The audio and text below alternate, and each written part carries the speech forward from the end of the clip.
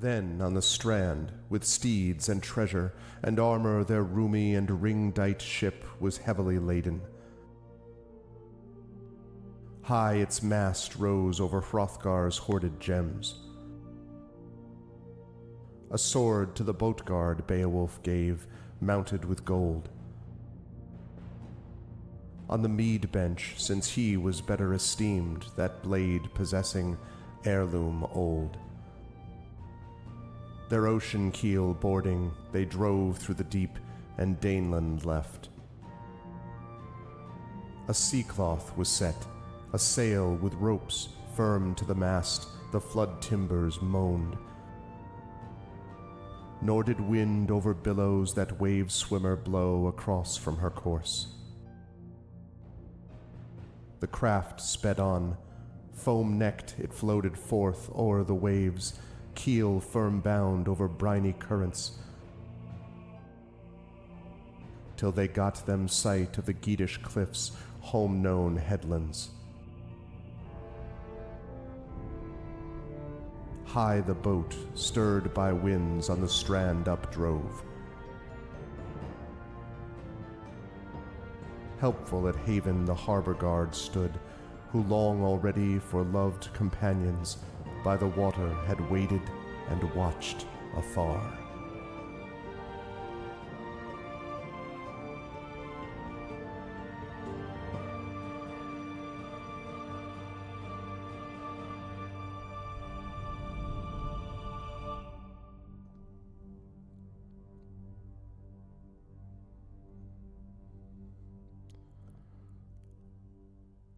Oh,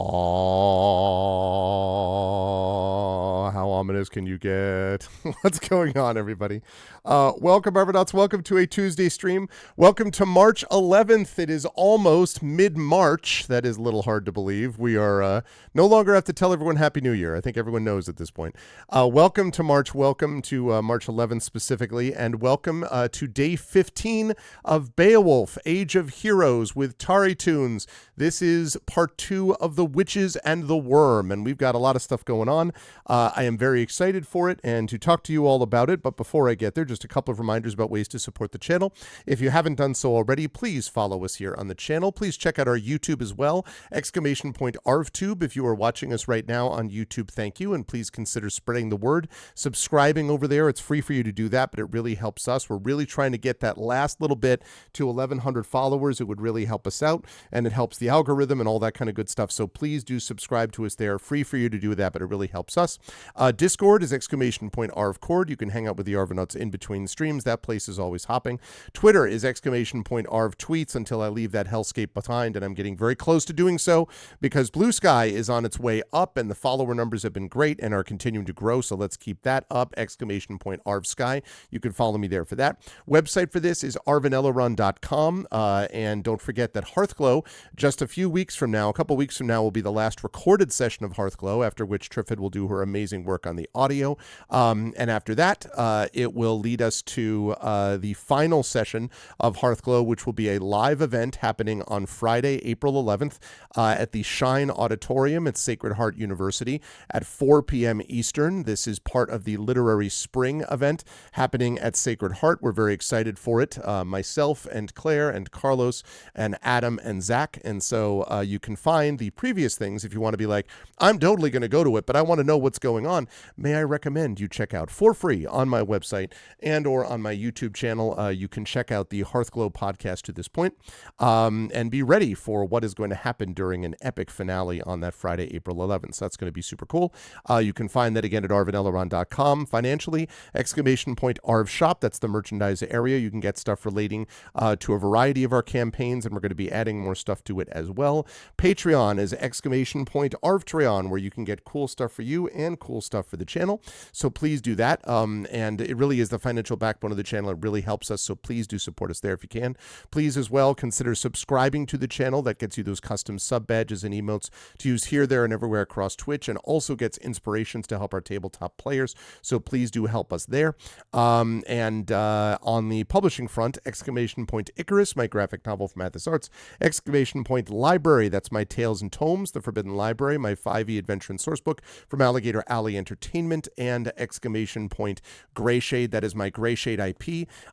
Greyshade, Renegade, and Heretic, the Grey Assassin trilogy from Athos Arts, available there, as is the audiobook of Greyshade from our very own Trent Sparks. And you can also pre-order the tabletop role-playing game of Greyshade from our very own Brandon O'Brien and Alligator Alley Entertainment. That is one of several things coming out this year related to stuff that I'm doing, and I'm very excited about it. Some of the stuff I can't talk about, some of the stuff that I will be able to talk about in short order, and so very excited about publishing things as I'm continuing to go onward and upward. Again, still waiting for some of the planes to land, but I'm getting there. We're moving the plane closer into the runway, I guess is what I'm saying, in a safe way, so that's good. And again, exclamation point Greyshade for that. And as always, exclamation point BLM, Black Lives Matter, important to affirm and assert the significance and importance of Black lives. Exclamation point Help Now, that's the World Health Organization page on suicide prevention. Important to reach out to others when you need help and reach out to others when they need help as well. And exclamation point Ukraine, UKRAINE, to help the people of Ukraine as they fight back against an illegal and illegitimate war with bravery and courage. And we send the message that we stand with them and will stand with others in this situation in the future, regardless of what our own pathetic government does about it. We, the people, are going to continue to do so, and that is important.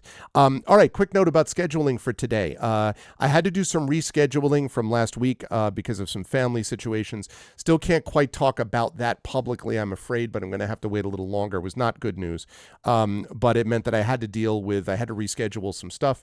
I had to move our vocalist from last Tuesday. I had to cancel my stream altogether this previous Saturday, but we're now back into it. So we have today then at 4 p.m. Eastern, I'll be over at GOG.com's Twitch channel with Pen and Pixels, playing more Neverwinter Nights Doom of Icewind Dale.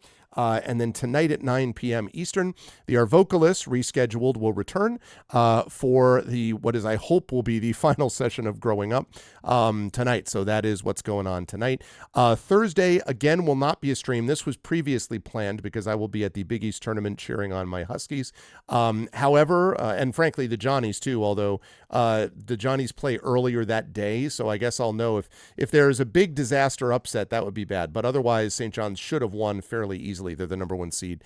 So the university I teach at is doing spectacularly well. And the UConn Huskies have done well enough that I'm sure they'll get into the tournament, trying for an unprecedented three-peat, which would be the first time that has happened since the great college basketball team of the UCLA Bruins back in the 60s and 70s. So I am hoping for the best, but I'm going to be over there on Thursday with a good friend of mine. So no stream on Thursday. Saturday, we'll be back to Eberron Oracle of War.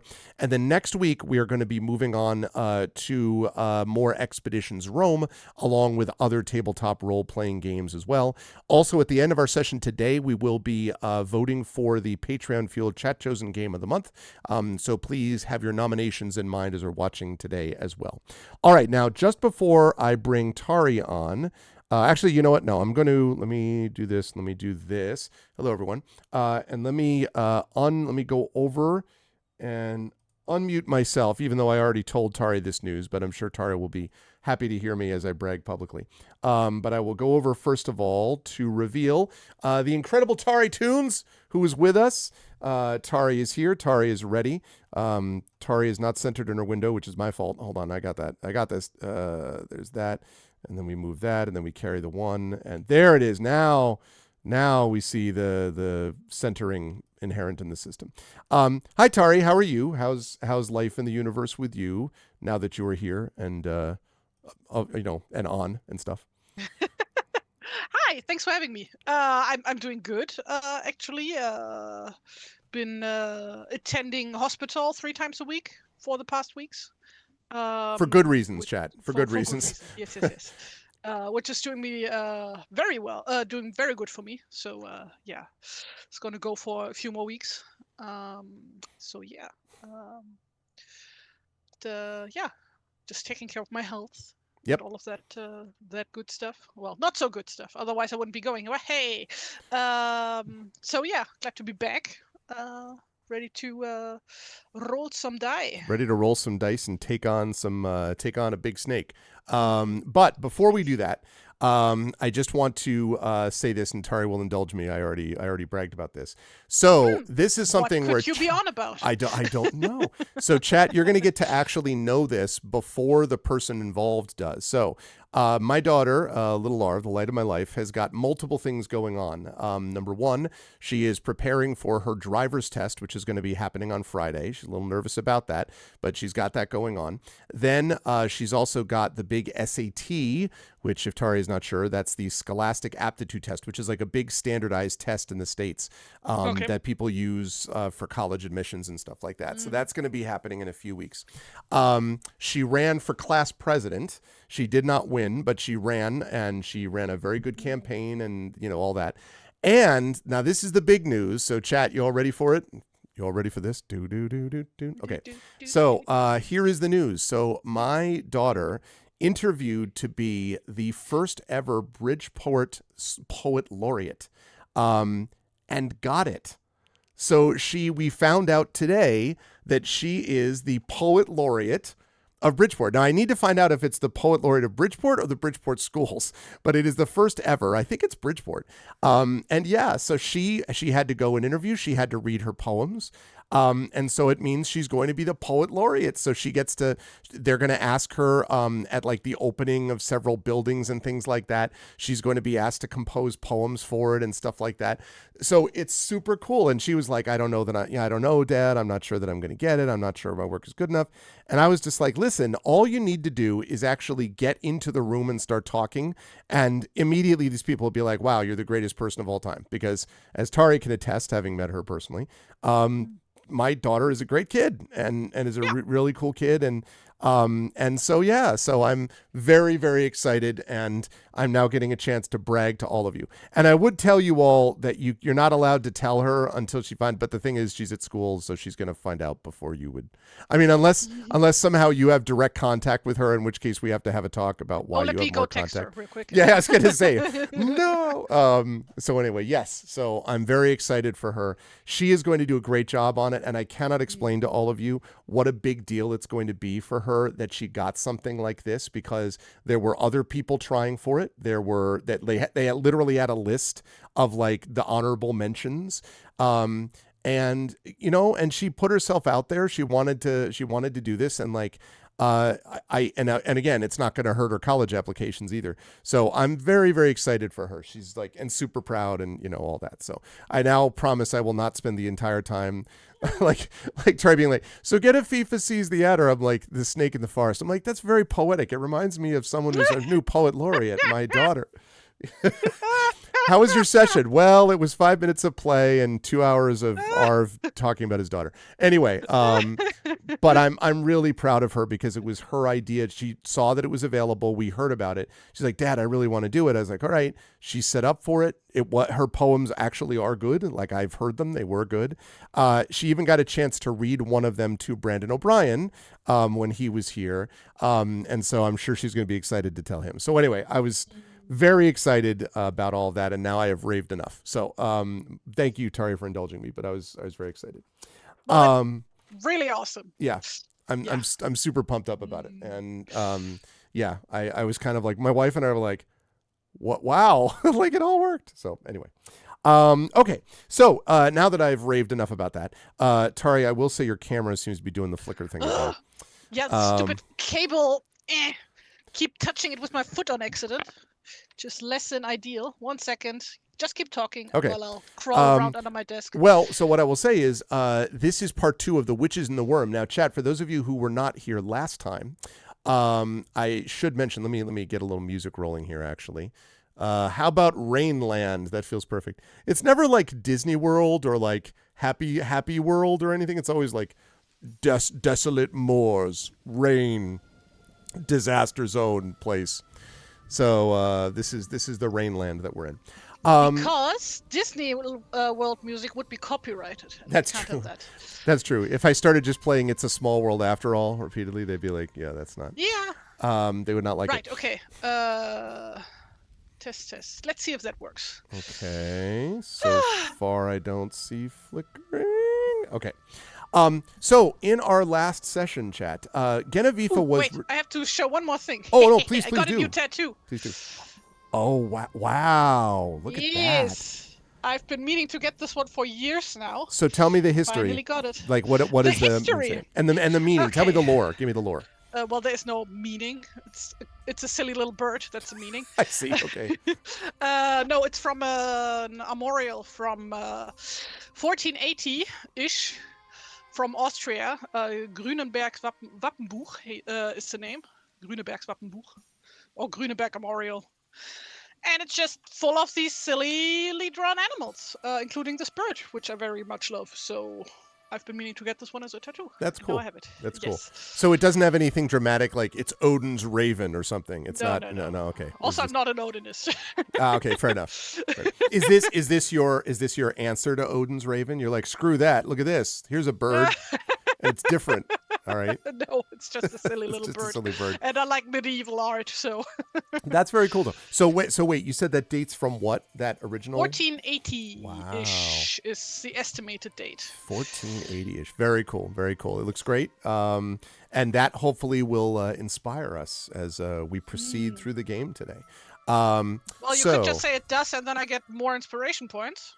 Because, thanks to some shenanigans last time, stupid campaign took some inspiration points away from me after I rolled amazingly, and then the game was like, haha, no. Not a chance. Exactly. Exactly right. Yeah, this was a very strange experience. Thank you, Effect Life, for the heads up. So, yes, in our last session, Genevieve was on her way home after successfully addressing the whole problem with the Draugr and like dealing with the horror at Harrogate, and it was a very harrowing experience. And so she was heading home to some well-deserved R&R when something strange happened on the way, and that is that mist rolled in around the ship, directed everyone, as Tari just explained. Genevieve's inspiration points did not end up where they thought they were. In the end, the inspiration points went one to the player, one to the follower, and one to me, the inspiration pool. And so that showed that there was something really weird going on. And when she arrived at the edge of this strange land, she discovered this mist-covered shore.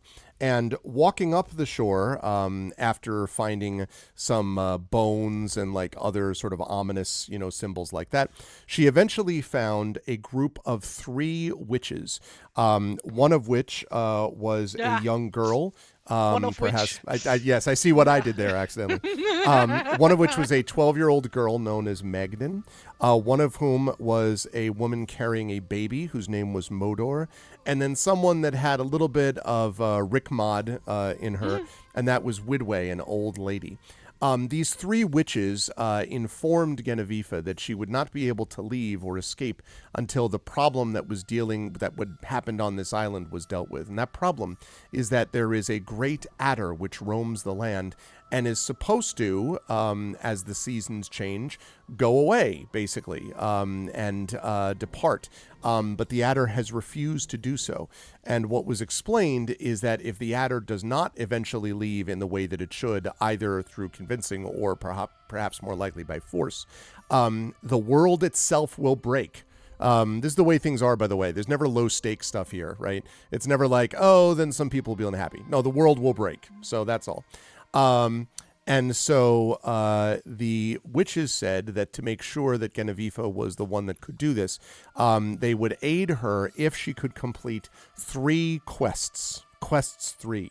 And the quest that she decided to do first was given to her by the apparently 12-year-old looking witch, Magdan, who had told her, who wanted her to return her bauble, basically this crystal ball that she had, and that she needs to have this ball back, but that it's extremely important that no one is slain to return her bauble. She's not absolutely forbidding it. If death has to happen, it has to happen, but she doesn't want it. She wants it to be avoided if they can. And so Magdan is given Genevieve the quest of finding this dwarf. It is a dwarf that she used to tease, whose name is Full Anger. and she teases him with it. And now, full anger, she thinks May have actually taken her crystal ball, and she needs it back to be able to. She says because it's hers and it makes her feel happy. But probably it's because we actually need it if you're going to do anything magical, presumably. So that means that she has to travel into this deep, dark forest. And has to find Full Anger the dwarf, who is, quote, very bad. And once inside the forest, must follow the river to Full Anger the dwarf's mill. And then once that's happened, meet Full Anger the dwarf, and one way or the other, get the crystal ball back. Whatever it takes.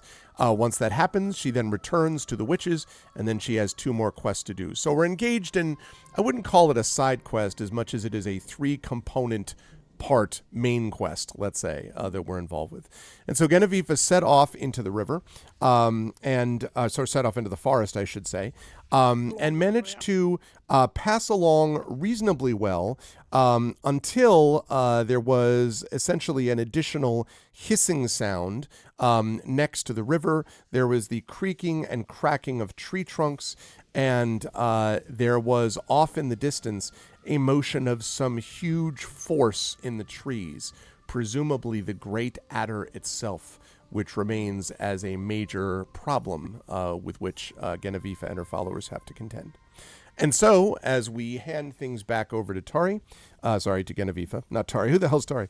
If we hand things back over to Genevieve, she is now making her way in to this forest, and is doing so having just heard this sound that I previously mentioned.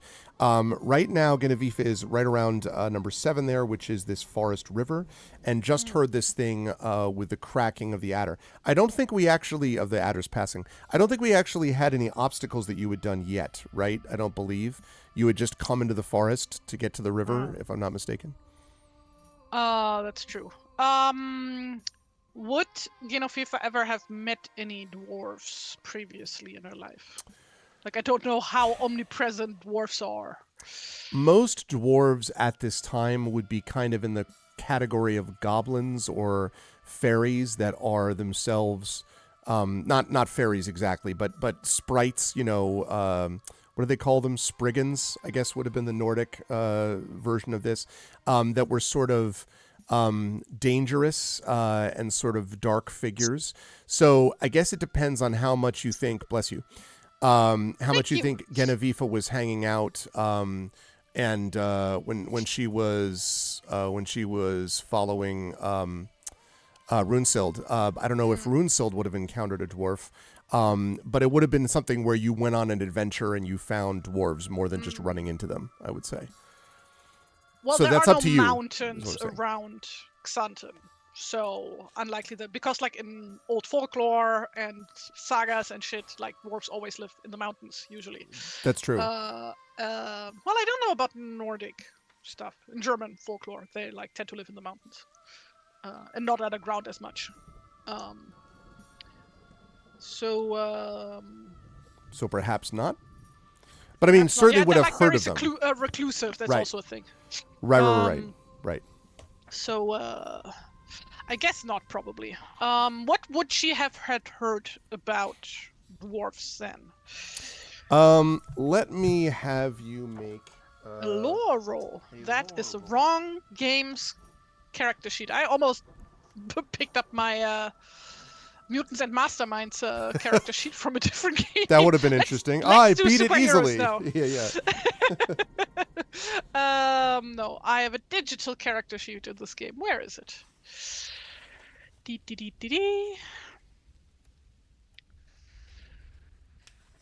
Digital.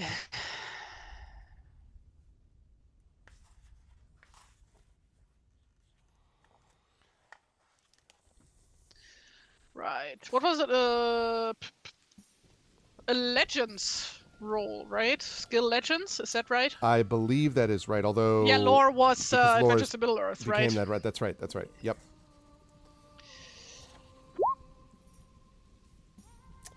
Let's see. That is an 8. An 8. The big 8. Dwarves, they're not very tall.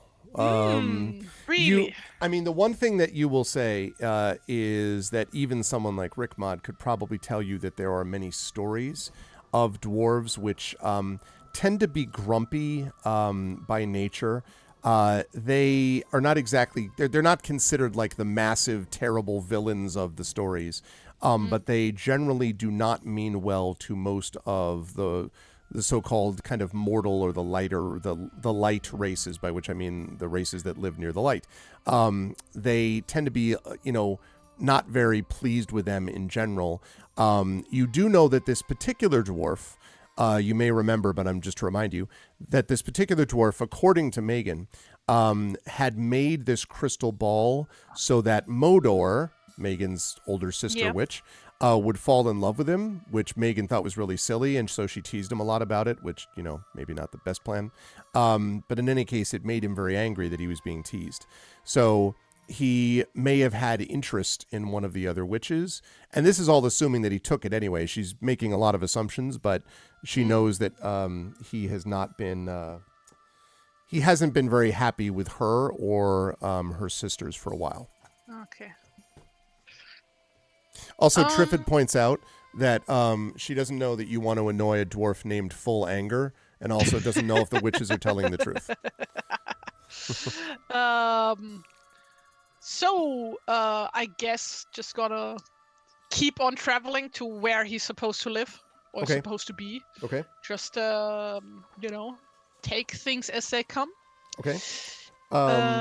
So that means you're heading towards the middle of the map. Now, I will say, because she said to follow basically the this path, so I won't do it for you, but I'll just show you here as you're heading in that direction.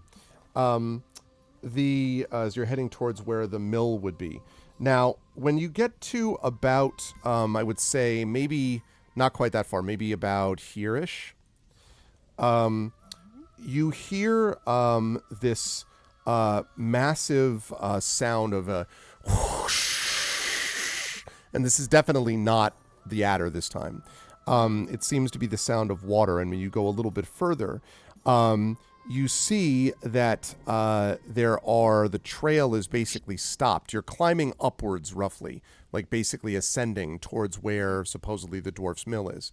So the trail is winding. The rocks are getting slippery because there's so much water and the kind of spray that's next to them. And there are a few spots where it's incredibly dense and you only break through with difficulty. And you finally come to a spot where it's basically just sheer cliff, far too dense forest to pass through on either side. And as you come out where that hissing sound was, this massive waterfall. And I think I have a picture of it, actually. Let me get you that picture. Picture. Are you going to put it on stream or I'm in going to Roll20? put it on stream, yes. Yes. As soon as I finish doing that and that. Okay, waterfall. Don't go chasing waterfalls. Stick close to the Nordic legends that you are used. Okay. Right. Okay, so here's this. It's a waterfall. Not a waterfack. Waterfall. Typo guy. All right. And I'm going to be putting it up here. Just as soon as I get to this. And here. Okay. It's a little bit large, but there we go. Yes, and you can see that there is a path leading up to it, but then it's essentially impassable there, with one exception. And that is that there are basically these rocks that you can climb up next to the waterfall. So as you come close to it, and the sound is very, like extremely loud. In fact, I'll see if I can find a waterfowl sound in a minute. But it's so loud that it's actually hard even for your followers to hear you, as you sort of slipperily, barely manage to climb up next to it. And so now you're looking up at this, waterfall above you, and there are rocks that you can climb, but they are slippery. Well, you see, when you look at the overlay, you see Genofeva's portrait. She is holding a bow. That is so true. she will get out a rope. Okay. Tied to the back of one of her arrows and gonna try to shoot up at one of the trees to hopefully make a secure way to climb up. Okay. That seems reasonable. Let me have you make for me. Let me have you make I guess just a regular attack roll. Basically, I mean that part's not really a difficult one, but I think that probably would. Ooh, a 10. Okay, give me 1 sec here. You gotta be kidding me. You don't have a waterfall? Water keep? Blackwater docks? No, I need water. Water. Water. Let's see. Water keep, water keep, Taste water of keep. fuck all. Bleak water docks. They seriously do not have a waterfall here? I am amazed. All right. Well, what it means is I'm just going to up the rain sound. Ha-ha! I mean, what is a waterfall if not just like a lot of very condensed rain? Precisely. That's right. That is right. Okay. So, there we go. I love it. Oh my God. So loud. Okay. Perfect. Also thunder. Okay. Maybe that's a little bit too loud. I'm going to turn that down a little bit. You see what I'm saying? It's a little overwhelming. Okay. So, let's see. We are looking at a 10. Okay, with this shot. I would say, here's what I would say on that, Genevieve. So, your arrow shoots up. It is somewhat kind of, you can see it wavering a little bit as it flies upwards because the spray is kind of like, brushing against it. So you do hear a thunk, but you can't see through the mist of the water. You can't see exactly what it hit, and you're not 100% sure how secure this line is. It hit something, and the arrow didn't come back, so it stuck somewhere, but you're not 100% sure where. Yeah, exactly. You hear... Well, I pull on the rope to see if it comes loose or... Make a strength check for me, please. Strengths. 'Cause I'm so strong. That's a 3. Sounds good. I think you did a strength save, though. Oh, okay. Technically a similar thing, but that's okay. I'll leave. An 11. Okay. You tug. I mean, feels pretty steady. Well, I try and climb up. Like not going like 5 meters yet. Just, like a little bit, like putting my weight on it. Okay. You climb up a little bit. You do hear a kind of creaking, but it does not fall. Okay. And Rick Mod says, do you expect that I will get up that rope? Well, I mean, we could just pull you up. But first I'm going to go up and see if I can better secure this rope. And she nods, and as you're being watched by the others, Guy sort of looks at you and grunts. You think it'll hold? I'm sure. What's the worst that could happen? She begins climbing. and as you do, a couple of branches fall, like little bits of wood and stuff fall and hit the ground with a clatter. And Guy just sort of wordlessly looks down and back up at you. But I imagine you're already like not even looking.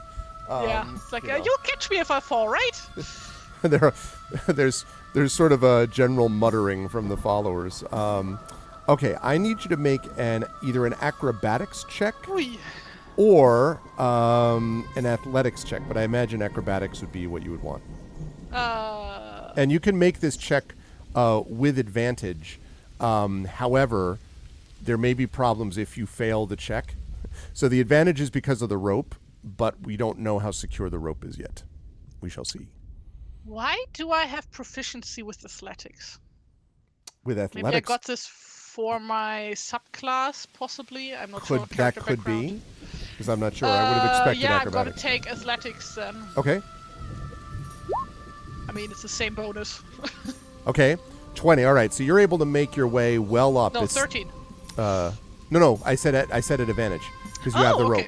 What I was saying was if you failed despite the advantage, then there might be consequences. But so far, so good. So you make it up about 20 feet. You think the waterfall is very tall, probably maybe almost 60 feet high. So you make it up the first third, and it's fine. It does, as you're climbing up, your feet do occasionally slip a little bit, and you feel that as the rope is kind of like whatever is holding it above you is creaking still. But you do make it up 20 feet. So I need you to make a second one.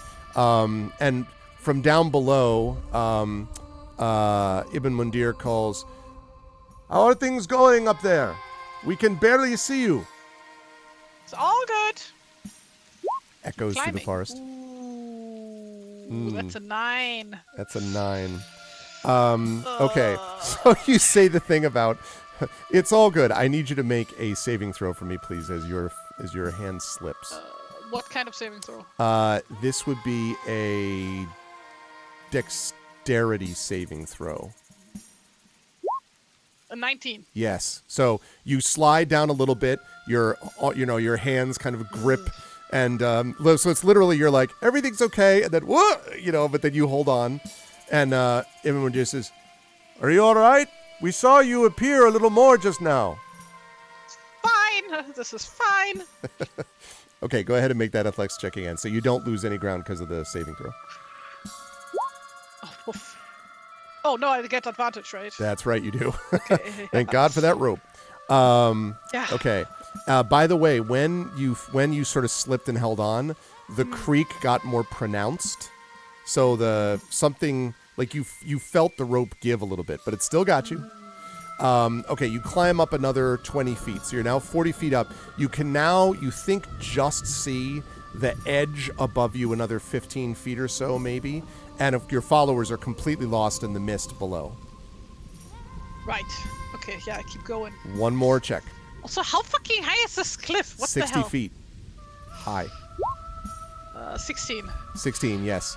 That is enough. You pull yourself up over the edge. And as you do so, you pull yourself over the edge, and there is a crack. And suddenly you see the arrow and rope slip past you along with the rotten stump that it was attached to, and falls to the ground. And after a minute, you hear a thunk. And then from down below, "Are you all right, Genevieve?" Yeah, I'm fine. So the rope is gone now, huh? Yeah, but they could. I mean, yes, but I imagine you can think of ways to. So you're up on that side now safely. Although maybe I Wait should a just second. rule that your followers are split from you. No, I wouldn't do that. Wait, you said how high is this cliff? 60 feet. I only had a 50-foot rope. Oh, well, no. Actually, what did I say? 15 feet. So that would have been just enough, like to get up there. Which means it's actually fairly lucky that you had the arrow embed in anything. I will say that about 10 feet past the edge, there were lots and lots of there's plenty of like wood and trees and creepers and vines and things like that up here, for what that's worth. Very damp up here, obviously. A lot of moss. Apparently that's 18 meters. I have to look that up how high that is. That is pretty high. Yeah, so it's about 55 feet or so.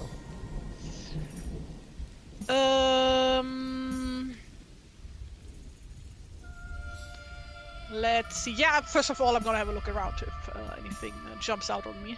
Hopefully not literally. Okay.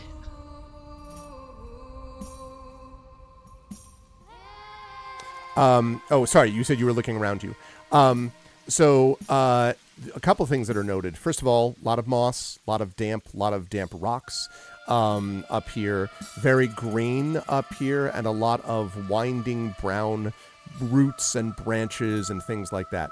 But there's also something else, Genevieve, which is that on the far end of this little clearing almost, where you can see there's a little path that winds from this clearing, you can see in the side of another smallish kind of cliff or hill, a tunnel. So the rope leads up to, the rope led you before it fell, up to this ledge almost. Not a ledge, it's a clearing at the top of the waterfall. And then on the side of the waterfall, in the side of this almost like cliff face, is this tunnel. which looks like it's gonna lead behind the waterfall and then to that. No, because you're ledge on top from- of the waterfall. It would lead you presumably on further into the forest. You could also try to cross the river, but the river is very swift here. So you'd need to think about if you want to try to cross the river and stay above ground, or if you want to go into the tunnel.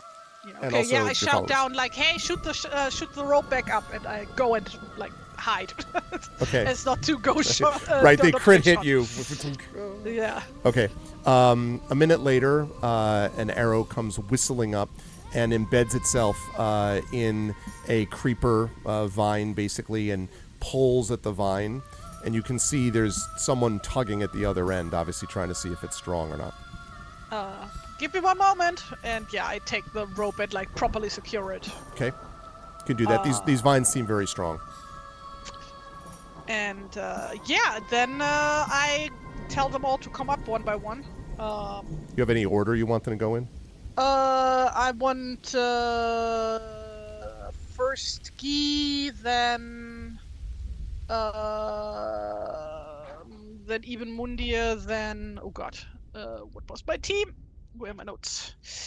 Me notes? No, first Guy, then Ibn Galib, then Rickbot, then Ibn Mundir. Okay. Like basically, Ibn Mundir is supposed to like help Rickbot, like tie her on the rope basically, and then the rest of us can pull her up. Yeah, I was gonna say, because it'll be necessary. Yeah, imaginary. There's like a graveyard of ropes and arrows from like all the people that didn't do this before.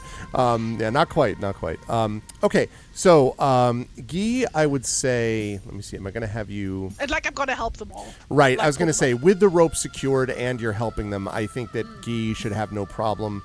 And I think because of the way you set it up, probably Rickmot, although it's slow, she comes up kind of huffing and puffing a little bit. But with the people behind her, you're able to make it up with no problem, I would say, over the edge.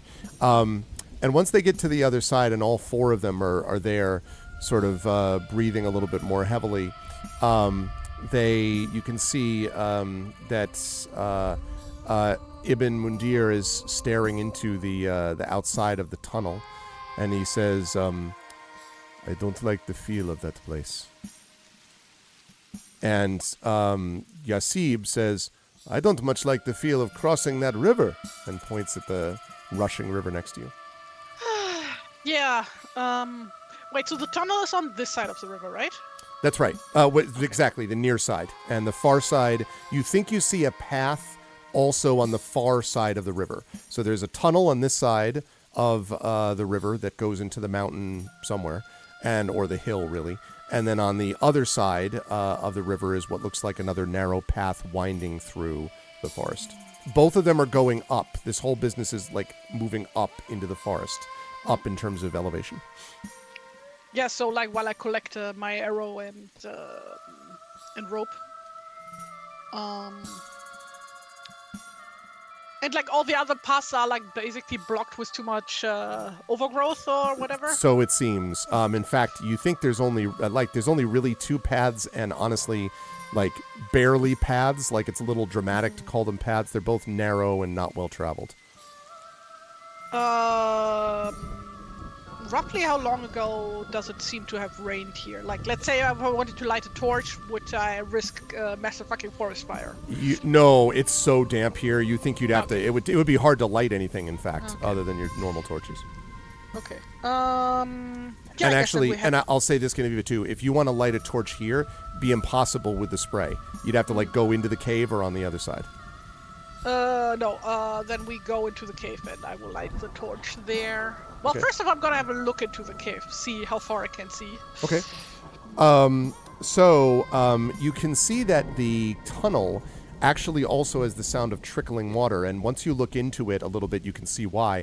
There's actually a branch of this fast-flowing river that has basically, it looks like, cut its way into the mountainside or the hillside. So there are two narrow kind of stone ledges on either side of this rushing branch of the river. It is narrow, but it doesn't seem to be getting narrower. It's probably, I don't know, 5.5 to 6, we're probably about 6 feet tall.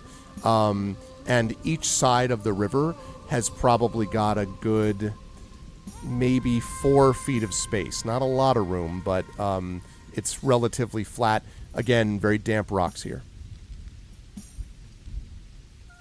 Wait, what does it have to do with a cave? Tunnel, whatever? That's the river. The branch of the river has cut into the mountainside. So there's the that main is part of the tunnel. river, and this is like a branch, yeah, that made this tunnel. So how deep is that part of the river? Can I tell from looking at it? From looking at it, it'd be hard to tell. It all looks about the same depth as the main river, but it's much narrower. Yeah, then I grab a stick and like poke into the water to see how deep it is. Okay, I need a strength check. Strength check? Yes. Oh, that was a save again. Never mind. There's a check. That is even worse. The stick is swept out of your hand. Current is very strong. Cool. So is there like any like space to walk inside this like tunnel? Yes. Okay. And it extends into beyond the light of your torch. It extends into the mountain. And again, there's a ledge on the left side of which is your side of the little branch of the river here, and one on the right side as well. Each about maybe 3-4 feet wide. So not a lot of room, but you can go single file. Can I feel any draft or wind coming through the tunnel? With the rushing river, no, just not from where you are right now. You don't see any light or feel any wind coming from inside, but that may be hard to do with how fast the river's moving. So, yeah. Well, I guess we venture forth. Okay. As you head into the tunnel, the sound, I won't make it louder now because it's already loud, but the sound of rushing water is like deafening, like just echoing off the tunnel here, and everything is slick with algae as you get in and moss. There's kind of I don't know if I know how to describe this. You may know, because you spent a lot of time around forests in your day, that when there is rain, sometimes there's a kind of fresh smell, and sometimes there's kind of a rotting smell, as of, stuff like as parts are breaking down, like organic matter, leaves and things like that are breaking down. There's more of that sense of a rotting smell as you go in here. It's not like you're going to throw up or you can't manage it or whatever, but it's definitely... Well, it just smells like rotting wood and leaves, presumably. Exactly. Like that. Yeah. Exactly. So as you go in, you can do this. Now, I'm going to give you a choice. You need to make a few successes here, but I'm going to give you a choice about what kind of tests you want to do. You could try to make an acrobatics check to basically keep yourself balanced and not slip and fall. You could try to make an athletics check to kind of hold on, like strongly to the wall to the extent that you can. You could try to make a survival check in which you could think a little bit about the best ways to make this kind of traverse this area. You could make you could do that with wisdom or intelligence, your choice. Or you could, and this one is a little weird, but I'm going to go with it. They say that you can make a persuasion check. And I think what I would probably say this is you could use your charisma to basically encourage your followers to hold together. That's the way that I would describe it. So and you need speaking 3 of of these holding checks. together, Yeah. first of all, we're going to literally hold together by getting that rope out again and like tying us all together in a chain, basically. Makes sense. So if one of us slips, like the other 4 can try to catch him. Very good call. Or we all die, which is also fun. Wait, what was it? Like strength, charisma, or... So you got acrobatics, athletics, survival, either wisdom or intelligence, and persuasion. And you have to make 3 of these checks in a row. I'm sorry. Yeah, that's right. You need to make 3. You need to make 3 successes from these checks. So basically, you can't duplicate them, is what I'm saying. You need to do the 3 best ones that you want to try, basically. Is nature applicable? No, survival would be the closest to that, but not nature. Then I'm equally bad at all of these, I think. Well, you have athletics, right? Theoretically. Yeah, but I also just get +1. Oh, I see. Because my strength's so low. Let's see. Well, you've got a chat full of people with inspirations, maybe. So. Yeah, no. Also, I still have a regular inspiration. Okay.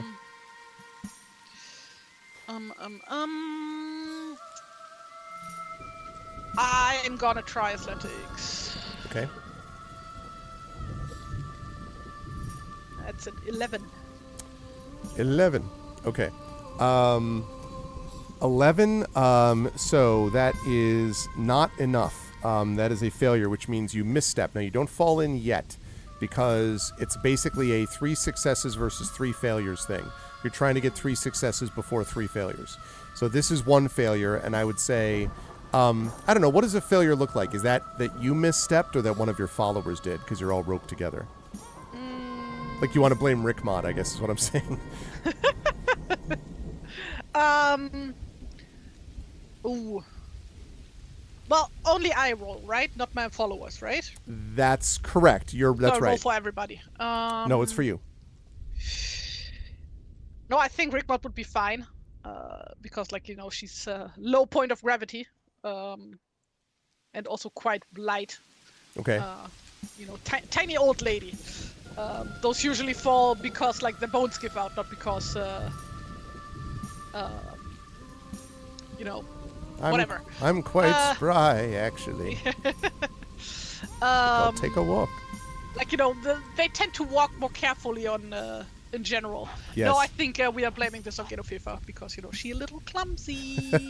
So slight slipping. You managed to hold on, but it definitely makes your experience more precarious. Okay. 1 failure so far. What check are you going to try next? Oh, I'm gonna try and persuade. Wait. Oh, I don't get any bonus to persuasion. What was the third one? Survival. We had acrobatics, athletics, survival. survival, or persuasion. Athletics, acrobatic. I'm gonna try survival to assess a better way to traverse this. Okay. Oh my fucking god, an 8. What? You basically Yasib catches you just in time, and then Yasib says, "You've got to be careful, Genevieve. That was close." Yeah, trying to be and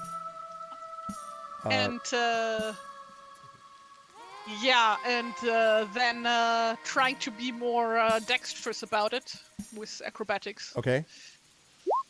That's a 12. Is that enough? Not quite. I am going to. So you then. So you have failed 3 times. So now you have a choice. You can either choose a follower to slip into the river, who has to make a save or be considered spent, or you can choose to fall in. You make a check to escape the river, and if you don't make it, you'll take 2 bludgeoning damage. I have a follower. Okay, Slip. which one? Rick Mod, you just toss her in. Let's do Mundir. Okay. So I need Mundir to make a save for me. Do I just do a regular d20 for that? That's right. And he has inspiration. You could use it if you want. I mean, it's up to you. He has 1 inspiration point, but that uses all your follower inspiration points. That's so I'm just correct. No, I'm not. 12. A 12 is enough, barely. Oh, for fuck's sake. So Good. does manage to, get back in, and so is not spent. Okay, well, my wife is here. Sorry, my wife just came up. Okay, put her on speaker. My wife. Hold on. This is my daughter hearing about this. Okay, so we weren't sure if you heard the news. Oh no, did you guys get it? Yes, we wanted to just know if you already knew because we wanted to be surprised with you and No, I wanted to, see, I found out yesterday morning. right. But I was not in a good mood that night, so I wanted to tell you when I got home today. Okay. I knew it was a risk that you guys would find out sooner. Oh, it's so annoying. I wanted to tell you.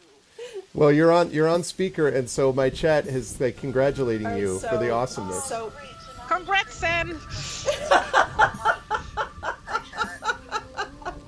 all right, No, so I really wanted your entire chat to hear me complain. So yeah, the first student poet laureate of Bridgeport. Let's go. It's amazing. did Did you see the certificate? Oh, yeah, see, I was going to show that to you, too. Aren't you like incredibly excited? Yeah, but I think she's like disappointed that she didn't get to be the one to tell us. Yeah, but Okay, Dick, you have to remember, I found this out yesterday morning. Did not have a good night yesterday, and I'm currently eating a salad while trying to talk quietly at my RCA building, so I'm not fully in the... all right. Well, the chat is giving you lots of hypes and appreciation. So does Tari. So congratulations, Mom and I are super proud of you. That's amazing. You beat out other people to get it. You did exactly what you said you wanted to do with this, and like it's amazing. It's awesome.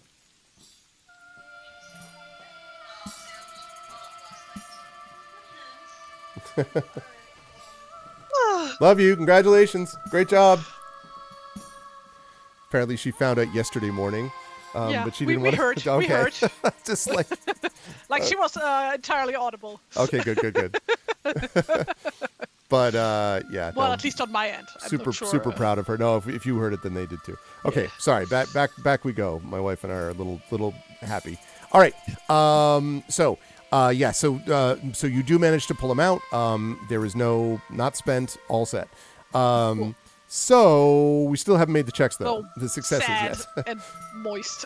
Yes, exactly. And he's sort of like, this is getting better all the time. He says, kind of, wringing out his robe and so on. Yeah, has to redo his turban. Yep.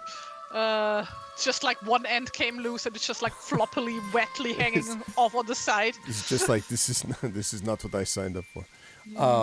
Okay. I do need you to make the check again though. As which you make check? your way down. Well, now you get to choose, because what it says is, let me just make sure about, okay, must make all of them before they can make a duplicate check. If they fail 3 times, I guess that means you'd be able to start again. So you could start with any check that you want now again, since you had a failure, so now we're back up to trying to get successes.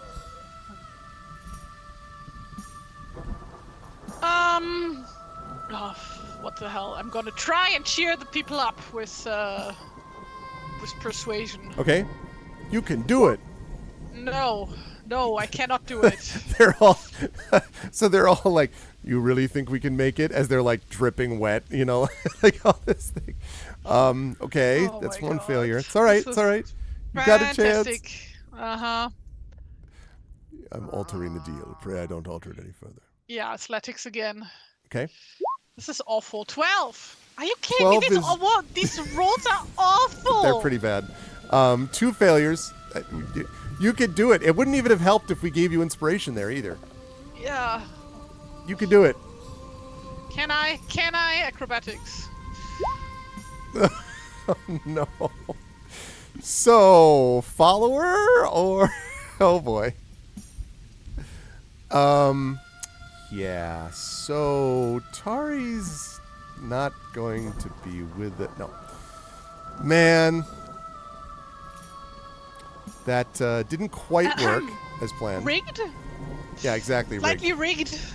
So, who's going in the drink? Or is it you? Because it would be extra funny, it's Mundi again. Okay. All right, go ahead and see if he makes the save. Something should have stretched before acrobating, yeah. Okay. So, Ibn Mundir, although you do manage to fish him out, is now spent. He looks rather like a wet sponge as he sort of lies gasping for breath on the ledge. And Yasib, tends to him and says, "He'll be fine. I don't know about the rest of us, though." And Guy just sort of grunts looking along into the tunnel.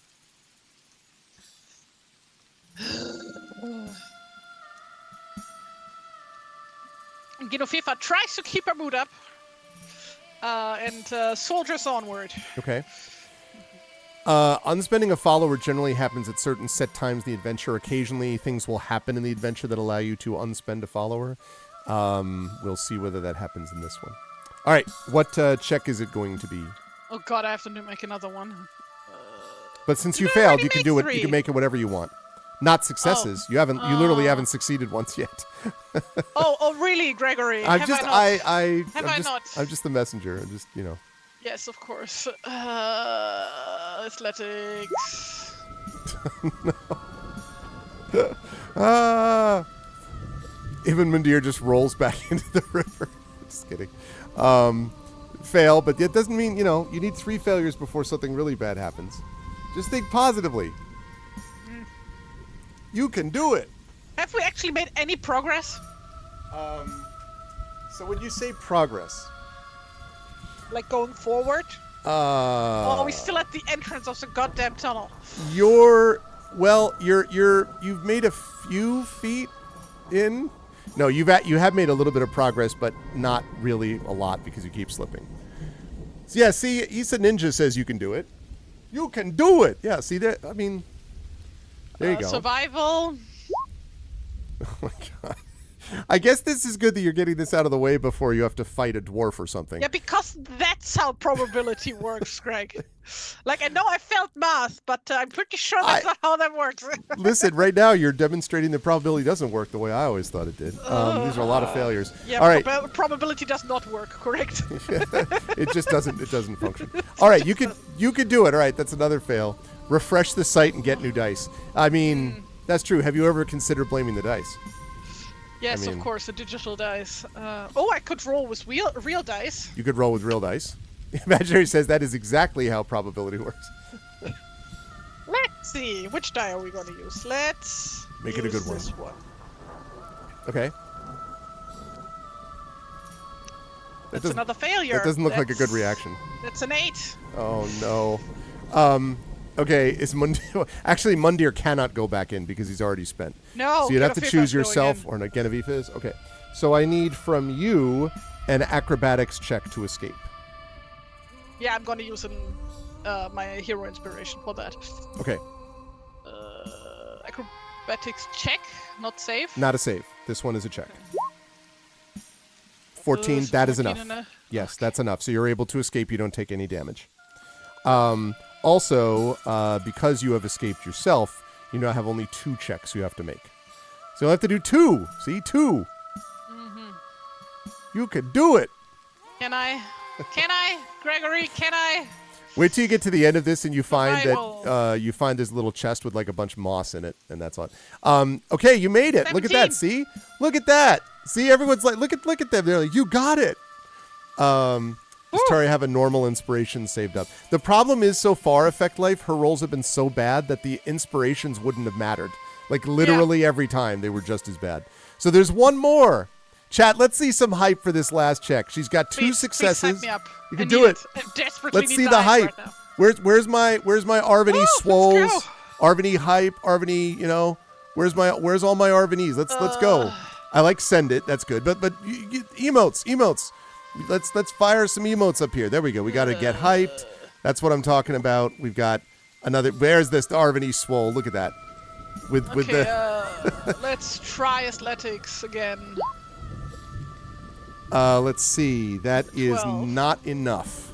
But the good news is that's only 1 failure, and you only need 1 success. We got Pog make it Champ. 1 meter further. We got T-Bank with hype. Yes, you have made some progress now. Yes. Okay, cool. Yes. Cool. Can I see the end of the tunnel yet? No. Not that much progress. Cool. What next? You have another check to make. Acrobatics. No, I do not succeed. That is 2 failures, 1 success. Or no, This is sorry. stupid. 2 successes, 2 failures. Do I have to roll again? You have to roll again. Yeah, you need to get 3. No survival. No, I do not survive. All right, who's going in? You or the... But the good news is, let me just tell you, though, you don't have to reset your successes. So if you can get out, if you go in yourself, if you get out, you will have made it. That's the good news. Yeah, I'm gonna fall into the river again. Okay, so I need you to make, then, an acrobatics check to escape. 20. With no problem whatsoever. You do make it damp and wet and like the whole Miserable. 9 yards. Miserable, yes. You come out of the gully tunnel And let's see. Just give me 1 second here as I double check on something. This is some bullshit. Okay. When you come out of the other side, so you basically come up to a spot where the ledge gets high enough above the river next to it that it's not as slippery. And so even though you have to all kind of crouch a little bit because the ceiling now is kind of right above you, you actually, although it's not comfortable, you're much more secure, and you're able to make it the rest of the way through this gully tunnel. And you come out on the other side to find something strange. It's going to involve another map, so bear with me just a second. You're going to get a new map. Good job, everyone, with all the hypes. I know you all Yes, thank believed you. as much as I did that Tari would eventually Believed in do the this. heart of the cards. I believe exactly. So, little fun fact: in Dutch, the word for map is plattegrond, which literally means flat ground. Really? Because that's what a map is. It's a flat ground. Flat ground. Interesting. Yes. Okay. I've muted that so that I can, or I've cut that so I can do this. Okay, just 1 second while I get this part set up here. Ninja, these are maps that come with the modules with the campaign. That's right. Yeah. Okay, and let's see. This is here. So yeah, I guess they are custom for this module, but we didn't make them for this. Yeah, they're not ours. They're Yes. the modules. Yes. Not that Tari wouldn't be capable of making maps. I mean, but Well, I have made maps before, but not in this art style. Yeah. This would be a very different kind of thing. Okay, and that's perfect. We're gonna put this here.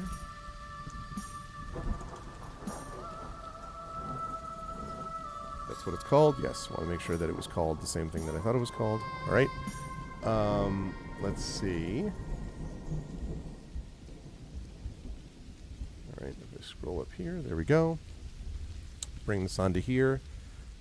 This is a cool map, and I'm sure there will be no danger associated with anything on it. I'm sure it's just fine. It's just a map. Where map? I don't see map. It's not there yet. It will be in a minute. Give map. Give Give flat ground. Give map. Give map to me. Where flat ground, Gregory? Yeah, exactly. Give flat ground. Yes. That's actually very efficient now that I think about it. Yes. Because it is just flat ground. That's all it is. Yes, it is in fact just flat ground. Okay. Let me do that. The jokes online are always about how literal German is compared to English, but Dutch even takes it a step further sometimes. Even more literal than German. Okay, so let's see the okay, right. Good, that's what I thought. So let me just have to fog of the reason this is taking a little longer is I have to fog of war this because of the way that you got to it. It changes a little bit depending on the method you took. And your method was to repeatedly fall in and Artistic is what we call it. That's exactly.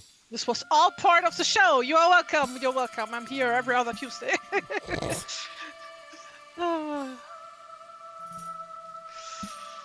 See as Tari makes the improbable probable by getting consistently terrible rolls. That was pretty impressive, by the way. Like how consistently bad they all were. Like even with the inspiration parts of them, it was just crazy. Okay. Well, that's the thing. If I don't get any bonuses on my rolls, right? Because Genevieve has absolutely abysmal stats. Her stats are F tier. Yeah, F tier. Okay, I've got it. All right, let me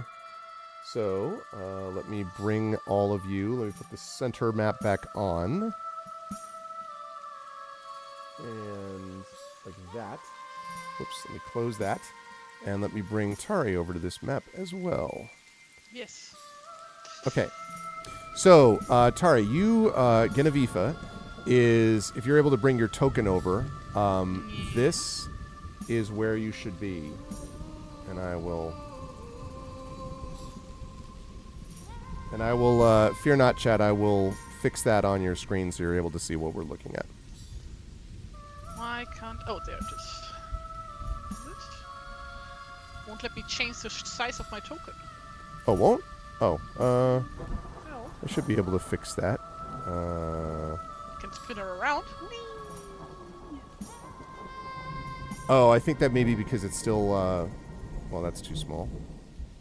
I should be able to. It looks like at least you're able to move her around, you said, right? Yes. Okay.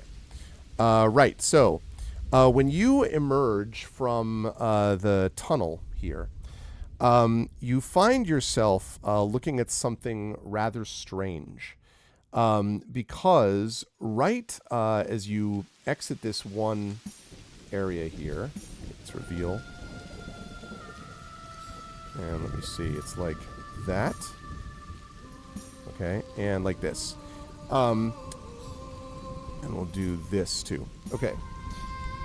You can see there are three, in addition to the one that you exited, there are two other what look like entrances, like tunnels almost, that are cut into a root-woven cliff.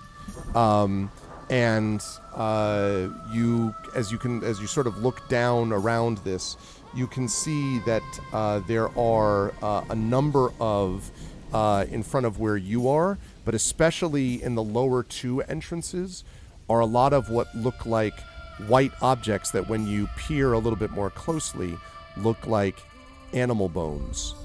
Here and here. And Chad is probably wondering what I'm looking at because, again, I have a hard time getting this thing centered. All right, there we go, Chad. That's a little bit better. Wait, can you ping the second spot again? I will do because so. That was off screen for me. I'll do so. So that's here. And the second one is here. Ah, so at both openings. Both openings, right. And the one that you have come out of is basically like the only one that has the fewest bones in front of it. Also up here, because you're much higher now, you do not hear nearly as much of the sound of the river. There is the stream is gone below so the ledge I told you was going upwards. So the ledge is what led you out of the cliff, and here there is no branch of the river here.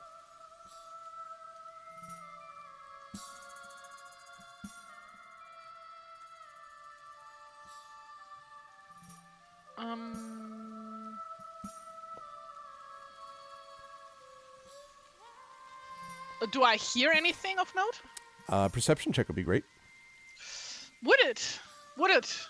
I'm not so sure about that. No, it would not be so great. What did you do? Okay, what sacrifice did you not make to the dice gods over the last month that might have caused this problem? I'm not sure. You do not hear anything in particular. There is the sound of, a few birds flying along, maybe above you, and you do hear a little bit behind you from the tunnel, a little bit of the faint sound of water that you left behind, but otherwise you do not hear anything. Oh yeah, imaginary us. Good question. The bones at my feet.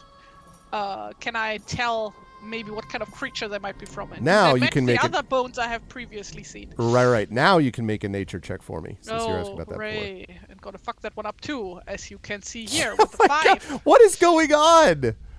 Wow. Yes. See, what Tari's not telling you is that there was some game she must have recently played where it was just like 20, 20, 20, 20, 20. Like, now, actually. Yes. it was even worse. So, no, actually that happened. Is like, it? The last game I played, I was just like rolling that 20 all See? the fucking time. This is your own fault then. You got no one to blame but yourself. That was not in roll 20. That was in Alberodeo. It doesn't matter. That's not how the dice. I don't care how you do it. It's all about fair, the. true.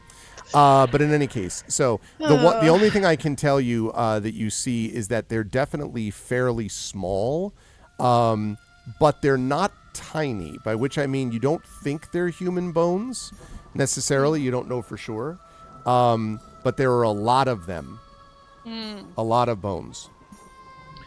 A lot of bones. Do they look gnawed off, or do they look like They look split very gnawed. apart? No, I mean like as in like You know, like if you would have like, let's say, a bear or something of that size, right?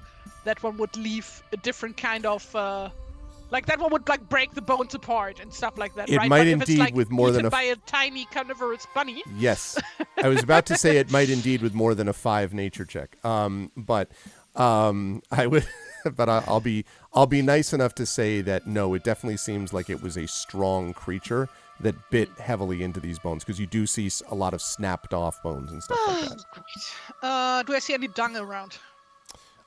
You do not, but make another perception check since you're asking me these questions. Let's make a poop check. I fail my poop check. No idea. A lot of smells. A lot of smells. Okay, yeah, we just walk somewhere to one of these stones and just gotta have a sit down. Questioned our life is like choices. The sun coming in through here? Is it like dark? What's happening? It is not dark, but there's not an obvious sun, just kind of a gray light, but bright enough to be able to see reasonably well. Your guess would be that this is as close to, quote, midday, but the same kind of whitish overcast of the mist is affecting up here too. Can I like roughly tell what time it is?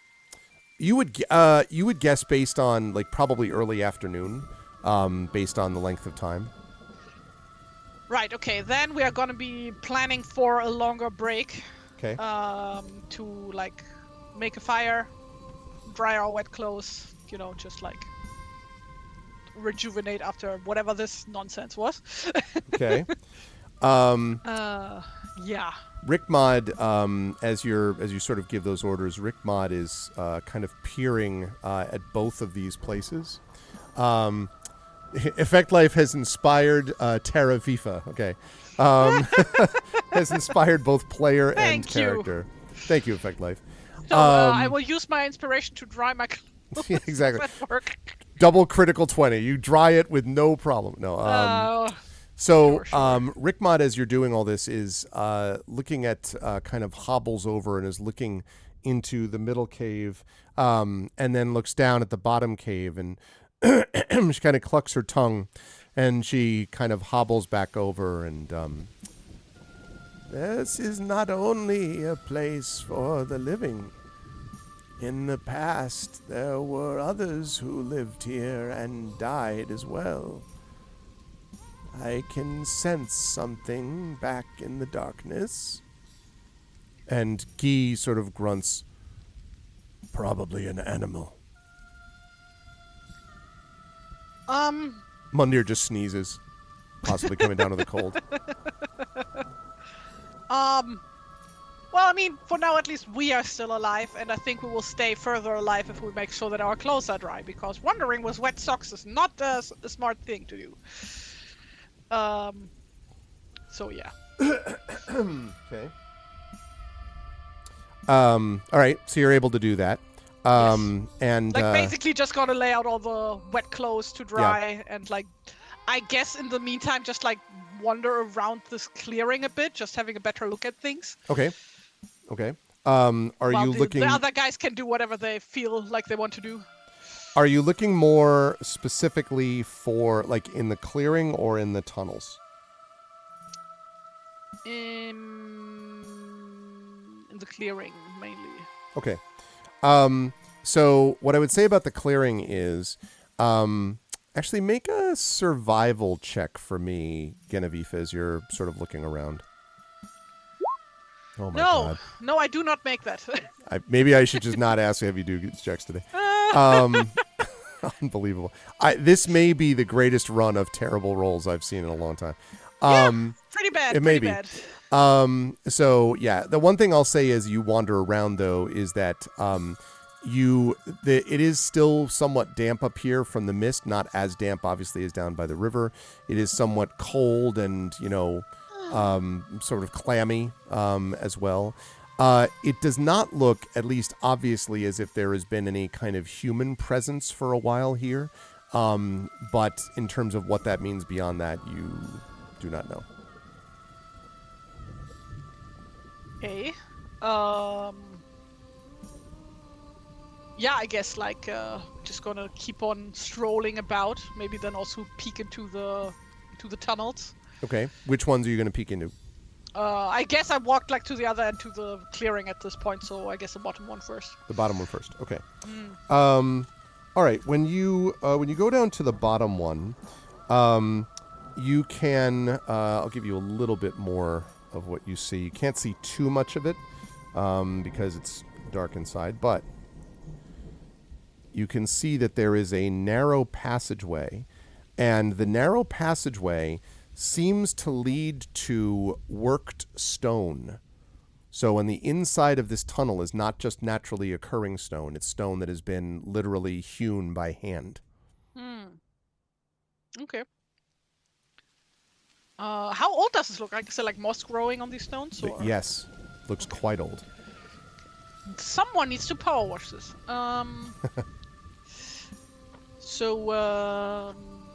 Yeah, I'm gonna keep walking to the next one. Okay. Now, also, I'm gonna have a look at the bones that are like in these spots, if they like match the other bones. Okay, they do. They do in the sense that. that. Anything else of note about them? Yeah, I was gonna say they do in the sense that they look like they were chewed by the same thing or things that chewed the other ones. But again, more just like a combination of bones. But I will also say that in that sort of central one there. It is, first of all, a little bit larger than the others. It's much taller. And there is a very strong animal smell here.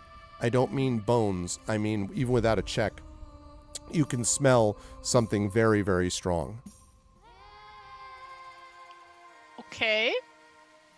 So that's not great. So, by the way, what is like off to the east here? Because like the map is like cut off, like halfway through the. That's right. So if it looks like if you were to clamber up, like if you were to, let me see, like I hesitate to suggest this, but if you were to make a simple dexterity check to clamber up on one of these rocks, it's not a difficult one, but that's not saying much. Anyway, you might be able to get a look at. Because there's forest around here as well, but it's not as dense, and the trees are a little shorter here. So you think if you could get up a little bit on one of these rocks, you might be able to see a bit over the top of the trees here to the east. Yeah, I will attempt that. Okay. All right, come on. Damn it. It's just dexterity check, or what do I do? Yes, or I'll take acrobatics if you prefer. Same thing. An 11. Okay, that's fine. That's enough. It's incredible though, chat. Like look at this. So I want to make sure 10, 3, 11, 13, 9. The save, which was a 19.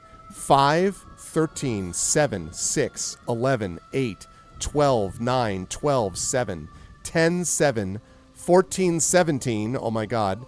12, 9, 8, a 20. 8, 5, 6, 3, 11. Like, these rolls are horrific. They are so bad. But 11 is enough in this case. So you do stand up on the rocks, and you do see something, actually, Genevieve. There is, above the distant trees to the east, you see a column of smoke rising. How far away, roughly?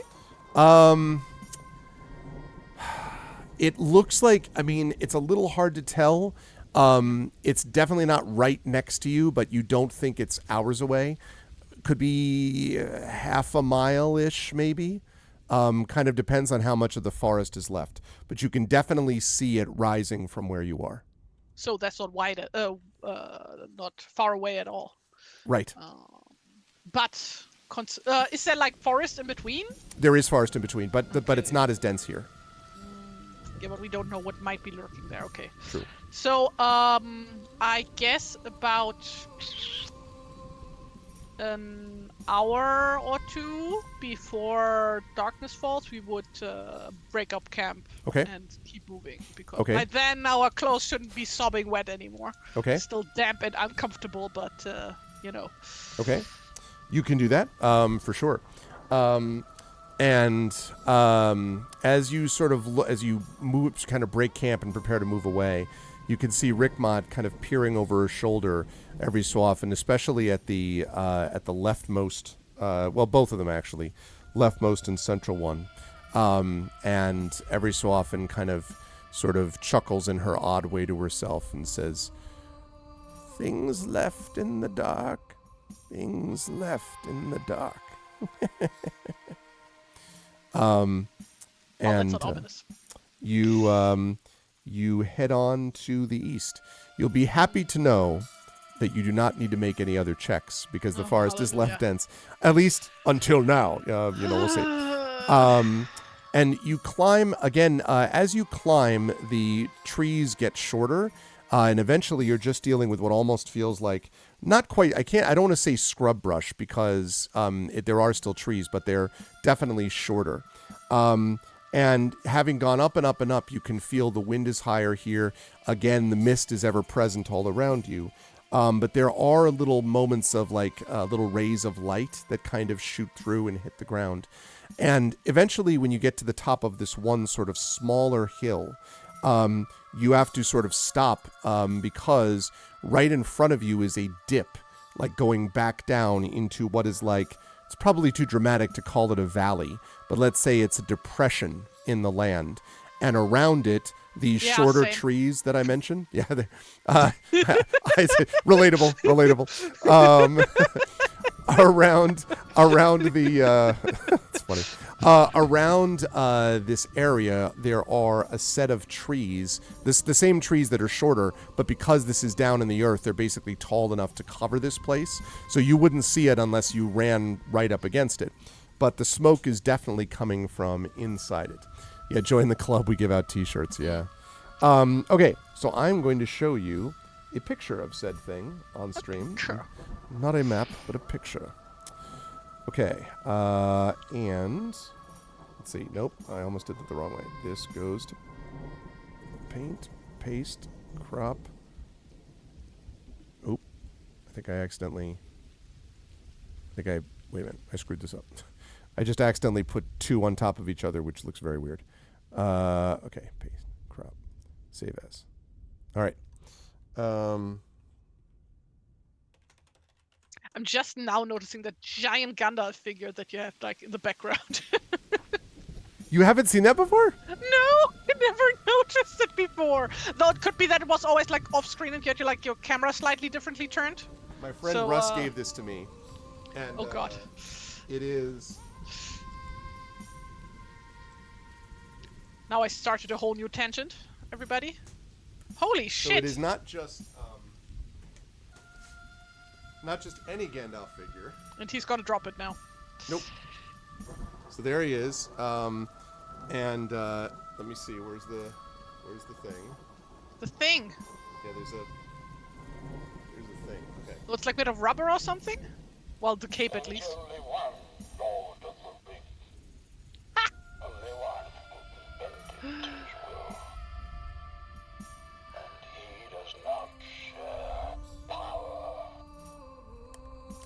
Incredible. Why is the sword broken? Oh, I'll get to that. Doesn't work. Oh, I need to get more battery. Rip. Okay. Anyway, there is a he does the "You shall not pass." Okay, so this is funny. The sword is broken because some years ago, when I was still living back in New York, there was a unexpected Halloween blizzard. And the power was lost because my old house used to lose power quite a bit. Yes. So we lost power and we had set up some candles and we accidentally put the candle too close to the sword and we noticed it. So we ended up like, oh no, we had to blow it out. But I was like, how cool is it though that he's got a burned like it's almost like sword that was broken type of thing. You know what I mean? Wrong character though. I know. He's got a removable Greg, you don't even know your Lord of the Rings lore. Hey, listen. He hasn't even read the Silmarillion, you shall not. But anyway, I thought it was cool. Yeah, and yes, I have. What are you talking about? It's a stupid in-joke. You always are like, do you even Silmarillion, bro? I guess. No, it's like more like when somebody like doesn't know anything about whatever topic. Then you just go, oh, he hasn't even read the Silmarillion. Mm-hmm. Yes, I see. Oh, you haven't heard of the latest political thing. Oh, you haven't even read the Silmarillion. You haven't even read the Silmarillion. I wonder if I can get the... Oh, it's me. No? No. He used it all up to say that one thing. I'll have to get the batteries later on. Anyway, yeah, but my, obviously from the movies, Yeah, it's pretty dramatic. Yeah. And so I've had it for a long time, and yes, it's a good sort of like cue as to where I want to stop my camera. You just go to Gandalf, and then you shall not pass. Get it?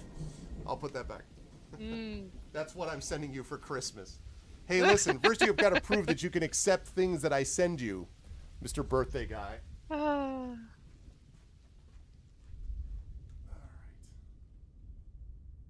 Put that back like that. There we go. You shall not pass. I still have somewhere, I think, like this ancient fucking Boromir action figure. Is it? No, it's Faramir. It's a Faramir action figure that I like got from my brother when I was like 10 or so. Like when the movies were like really fresh out.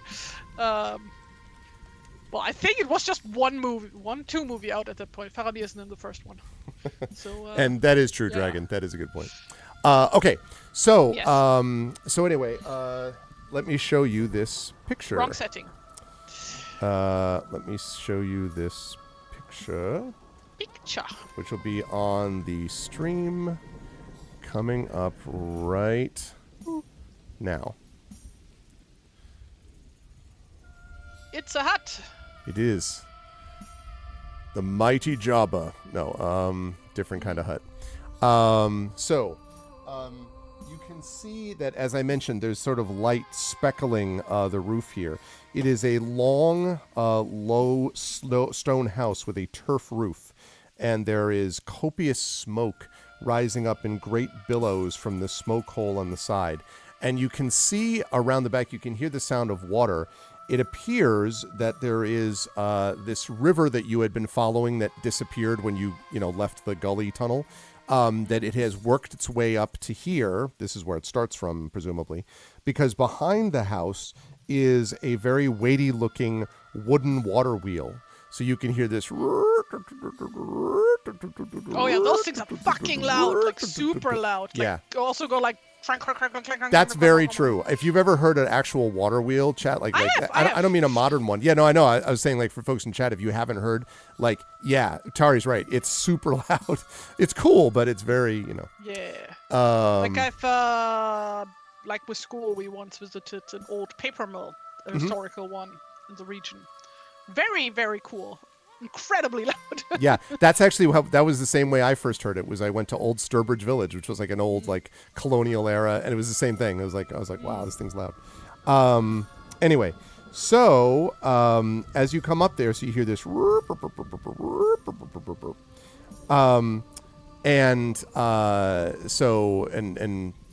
Guy kind of looks down and sort of grunts and says, "Occupied."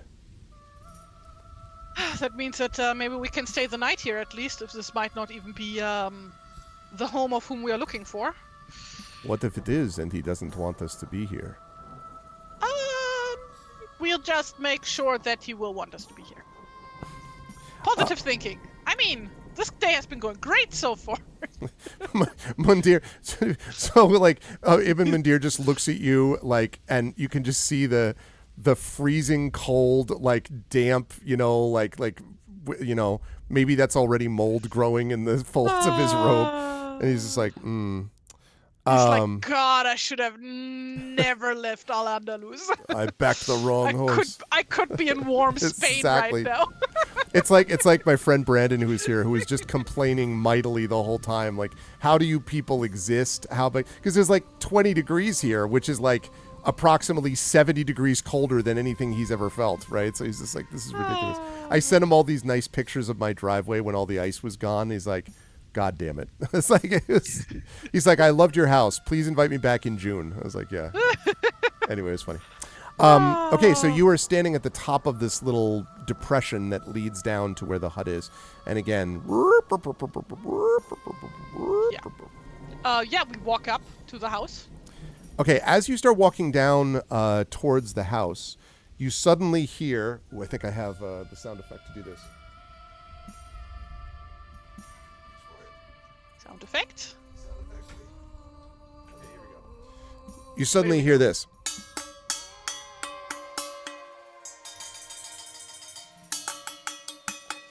Does this sound like I'm sorry. You hear this great shouting from inside, and then there is this psst, and without warning, every opening in the building gouts forth steam. Just like windows, doors, like everything.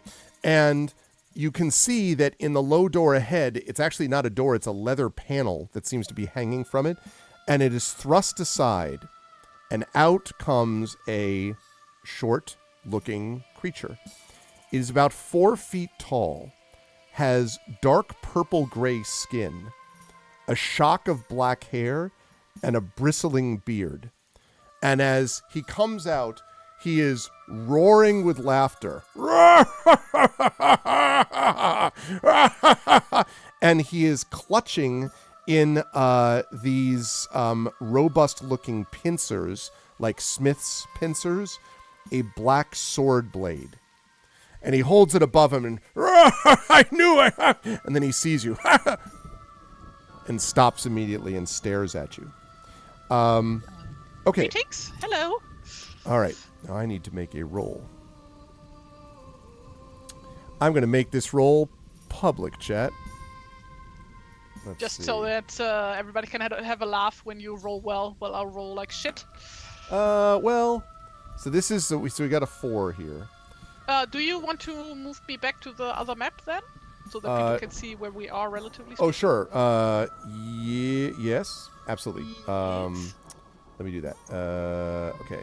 Remember that I rolled a 4. I'll come back to that. So we go here. We go here. No, I'm by The line 9, must be I'm drawn assuming. here, which means you are now, that's correct. You are now here. Okay.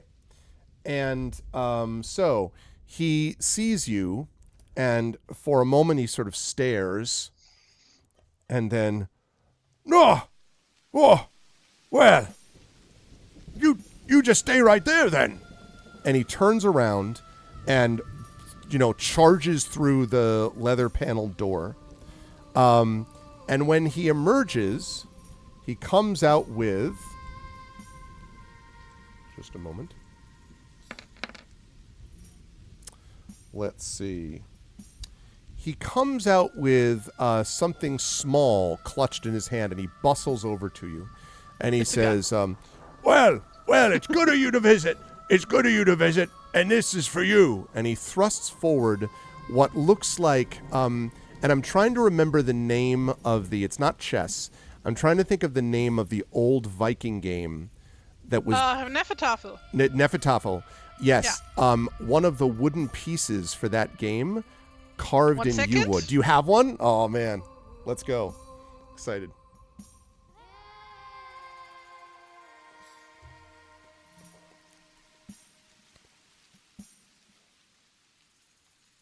Oh, she's summoning it.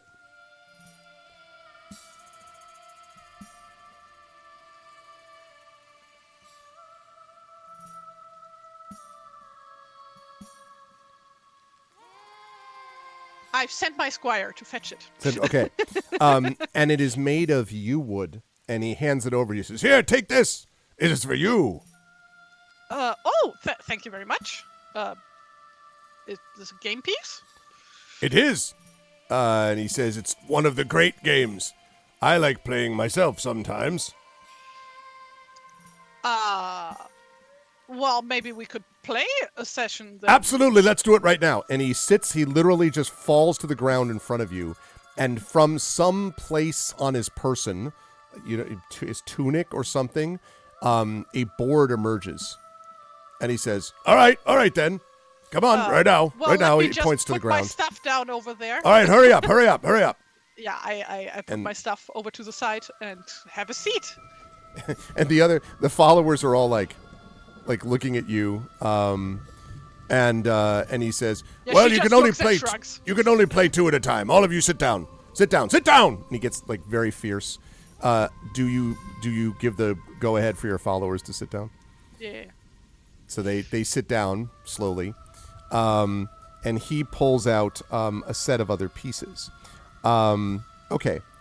I would, and he starts moving the pieces around the board. Now, because I don't actually know how the rules of this work, Tari and I are not actually going to play this game, at least not directly.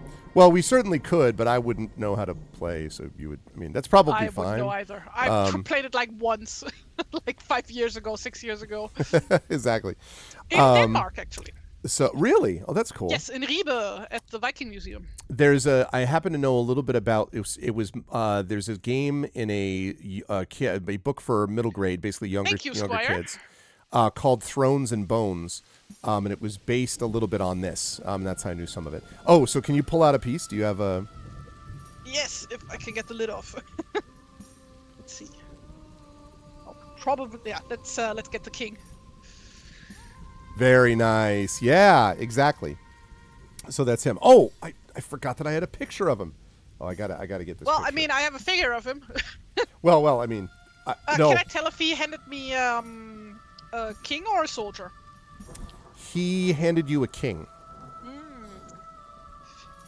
Okay, and let me give you. I actually meant a picture of this guy, not the piece. I'm going to put this on chat so you can see it. Put this on chat. Put this on stream so you can see it. Ooh, those are so cool. Yes. I'm assuming these are replicas of like historical figures, but I am not sure. This is Nari's game, so not mine. Very, very cool. Well, this is the got like a decade ago or so. Probably says somewhere. That's super cool. This is the guy who gave it to you. Wait, I'm looking at the wrong tab.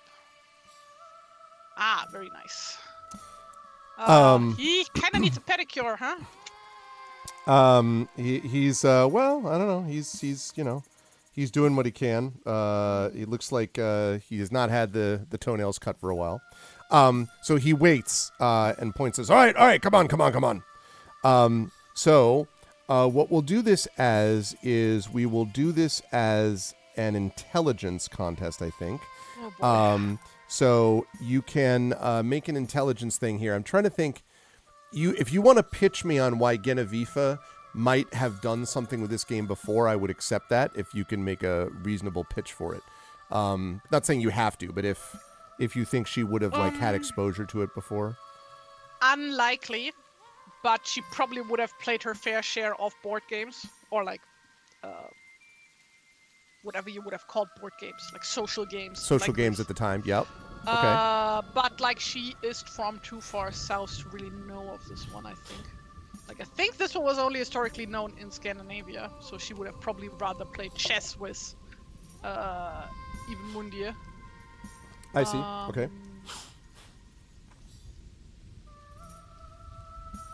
But yeah.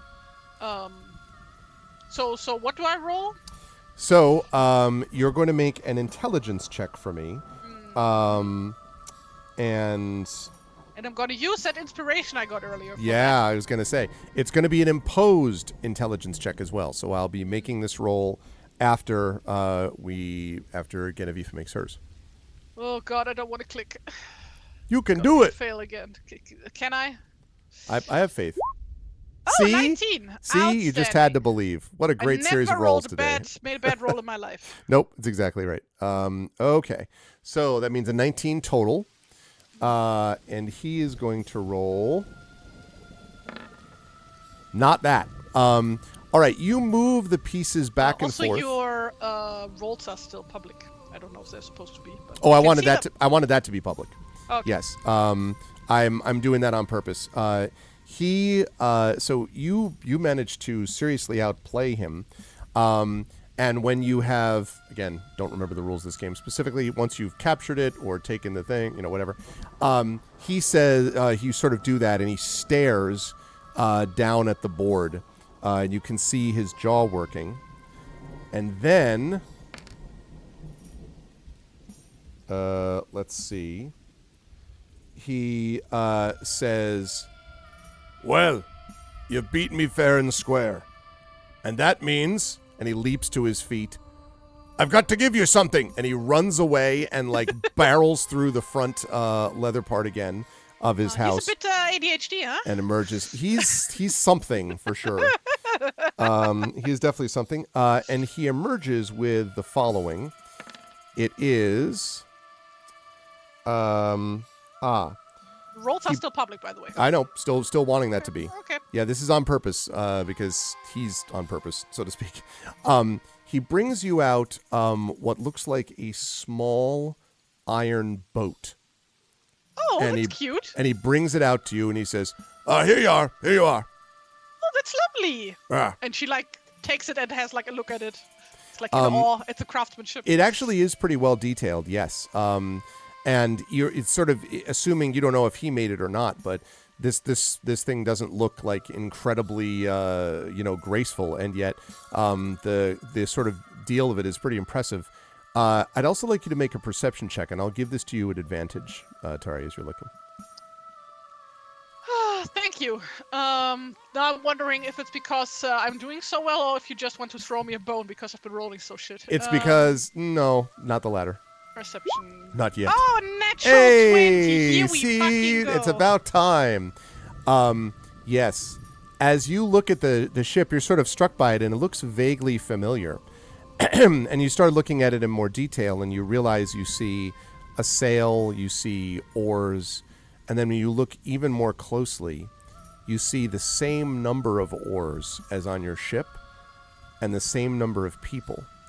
And on the front of the ship are two small figures. And as you really peer closely, one of them is wearing armor and has a weapon. The other one has a helmet and a bow. Huh. It looks What like does the your figure ship. on the what does the figure on the helm look like? Like Like an otter? Yes. Yes. Okay. Damn. Okay. I mean, at this point, I'm not sure. If I could be more weirded out or spooked.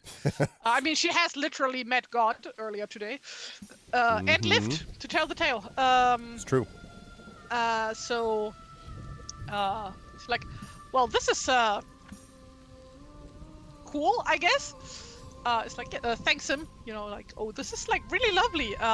Where did you get this? And he glances at it, and then he says, "Well, that's a funny story." It's a funny story. It all happened when, well, you see, it began, well, you see, it was like this. It was, oh my goodness. You see, I found this iron, and I was looking out upon the ocean, and I saw this boat, and well, I have some pretty good eyesight, and I was able to take it and then make it into a boat. I can't even, and he's like full of mirth. He's like so full of laughter that he can barely finish a sentence. At one point, he manages to stammer out something about oars and sails, and then he's just rolling on the ground in laughter. Like his pincers are next to him on the ground, and he's just like kicking his legs up. It just keeps laughing very loudly, like echoes throughout the clearing. And Gerofifa just tries to match his energy. Fails, by the way, but she tries. as she's laughing, yeah, he's just roaring in laughter, just like like everything is the biggest joke of all time. And then as he rolls along, he suddenly kind of rolls over fully, like once, and then says, and when he comes up, he's laughing as he rolls over, and when he comes up the other side, his face is just suffused with grief. And he says, "It was that time that I thought there was a time when we could make anything in the world, and now it's all gone. We can't do anything." And just rivers of tears. So I stand corrected, this is not ADHD, this is bipolar disorder. So Yasib comes over and whispers to you, "What are you going to do about this mad thing?" I'm gonna roll with it. Roll with it. Yeah, she scurries up next to him and goes like, there, pats him on the back. So what's up? What's wrong? I'm just miserable. I remember times of the past, and it was that was really awful. And then what? And then he says something. He's like, is that a bow? And he, like, all of a sudden the tears vanish. Is that a bow? Yes, Can that I is see a it? bow. Oh, please let me see it. Can I see it? Can I see it, please? Yeah, sure. Please. And she hands him the bow, which is unstrung, by the way. Oh, well, this bow. This could have been. No, you can't go out with this bow. He's the grief seems to completely disappeared, and now he's like feeling the bow, looking at it with an expert eye. You can't go out with this. This thing could break at any second. Is that a helm? What kind of a helm is that? Is that a bucket? You could do better. I could make one for you. This is terrible. What? Who lets you go out like this? This is. Wait, what is that? And he's like, he's literally like inspecting all of your stuff, like looking at your backpack. And every time it's, why? Who made this? These people don't know what they're doing. Like, Well, I mean, that's a lot of questions, but I also have some questions for you if you would hear them. Questions. Yeah. And he says, and he kind of stares at you, and suddenly, like the bow which he was holding, he drops on the ground, his eyes widen. He says, questions. All right, then. I'll give you an answer if you're able to solve my... And he thinks for a minute. Mm-hmm. And he says, if you can win my contest. This is a simple one. And he stands up, and he looks at you and puts his hands on his hips, and he says, it's called Who Can Take the Most Pain. And he smiles at you. And he says, it's very simple. It works like this. You punch me in the face as hard as you can, and then I punch you in the face as hard as I can. And whoever takes less pain, whoever can stand the pain better, wins. If you win, I'll answer your questions. If I win, you'll be punched in the face. And he does not laugh, as if all of a sudden this is very serious to him. How about we do a question for a question thing? Like you ask me a question and I ask you a question and so on and so forth? He sort of looks at you and kind of blinks, and he says, Fifa is just like, I don't want to get my nose broken. I don't know if I want to ask you a question. Well, you just asked me a ton of questions. Well, like, for example, where did I get this helmet? Well, I did get this helmet from my home. From the smithy, from my hometown. Oh, whatever. I don't care about that now. Anyway, and it's literally as if he's just completely forgotten about what he was just talking to you about 5 seconds ago. Yeah, I figured. He says, all right, if it doesn't have to be you. Look, you, that quiet one. He points at Guy. I'll punch him in the face. And Guy sort of like stares at you. And then he punches me in the face, and whoever can stand the pain, they win. And then I'll answer your questions. Yeah, Fifa just like looks at him like at Guy. With like a questioning look, like, are you up for that? Like not asking that, but like... I was going to like say, yeah, implying. Guy also gives you a questioning look. Like, am I supposed to do this? I mean, you can tell your follower to do it. It's if you want to. I'm not a tyrant. I'm not going to ask my friends to get punched in the face. They're your followers. They do what you say. It's not how that works. You know, I used to be one of them. That's true. Like... You before you were elevated from the ranks. Workers of the world, united. Triffid's like, I challenge you to a singing contest. I was waiting for someone to be like, all right, I'm going to Rochambeau for it. Or what we do. Guy, would you be up for it? And Guy sort of, maybe. You're stronger than me. And Guy, of course, is like, 2 feet taller than this dwarf, too. And he kind of stares down at the dwarf. And the dwarf says, all right, right there. And he kind of, Now, for Guy to actually hit him in the spot where the dwarf keeps pushing, Guy is going to have to, like, Brad Pitt in Troy, like, jumping punch down on the thing, right? So he's like, but he sort of looks at you. He says, you're sure? Oh, I'm sure. And Guy's clearly not talking to him. He's talking to you. Are you sure? I'm not sure about anything anymore. Come on, hit me in the chest. Just, I guess, go ahead. Okay. So, what this basically is going to be is a constitution check. If you have intimidation, or if Guy has intimidation or any benefits to that, you can use that. I don't think Guy does. So it would just be Constitution, but double check, Check. for me. I'm double checking. He has take a blow Interesting. and nimble. Yeah, take a blow. I tell you what, you can do one of two things. You could do take a blow, in which case that would cause him to be spent, but then he would succeed at this check automatically. Or you could have him try to make a roll to see whether he succeeds or fails. I'm gonna have him make a roll, and I'm gonna use follower Inspiration, okay? inspiration for this. Seems logical. I will make sure to remove that inspiration point. Have you used your inspiration point yet? I don't think Yes, you did I use have. it. Okay. And I did fail that roll despite the. Oh, so it appears only the GM has an inspiration point. Good to know. So just a regular d20, yeah? Yes. Oh my fucking god! Really, a 6? So Are you kidding me? what is the okay, well, it's an opposed roll, so let's see. Yeah, I'm sure opposed to it. Okay. Oh! Look at that, see? Outstanding. So Guy kind of Everybody's a fucking weakling here. It's great. So Guy winds up and hits him in the and then he comes up and he sort of swings up at Guy, but because he's so short, he kind of sort of gives a glancing blow only, and Guy sort of comes back, and then Guy's like, and the dwarf is like, whoa, all right, okay, well, all right, that wasn't bad. All right, you won. I lost my footing.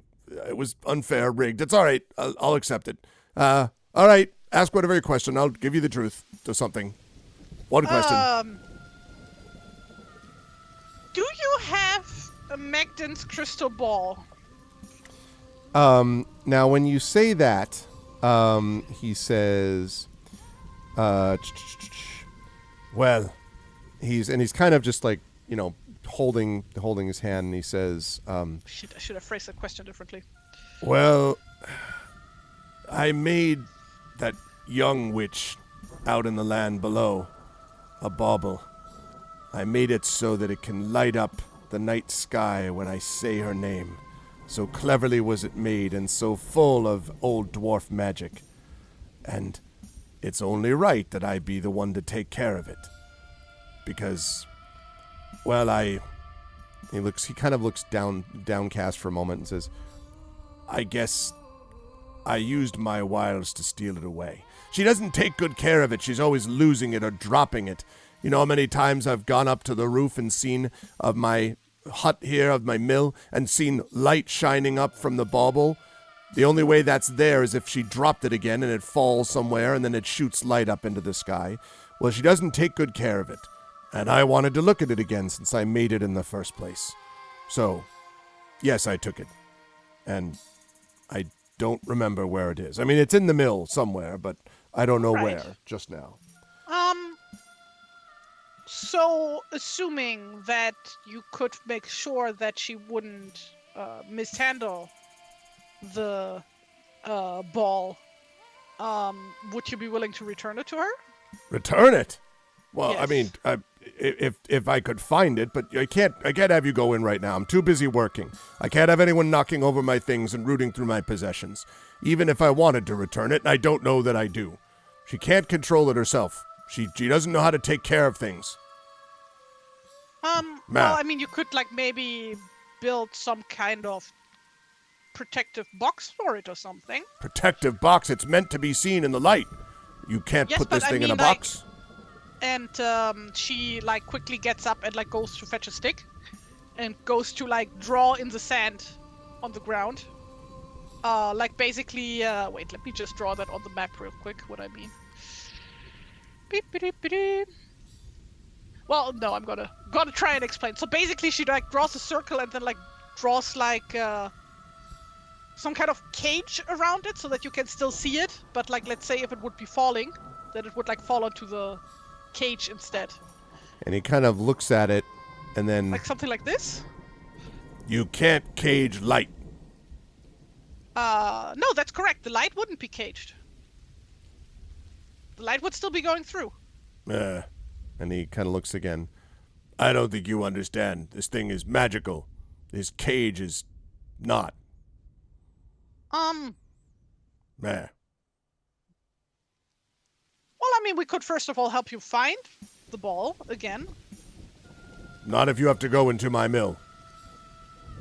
I mean, you could bring your stuff out and we'd look through it. I don't have time for that. And he gets up and literally turns and walks away. And walks right into the house.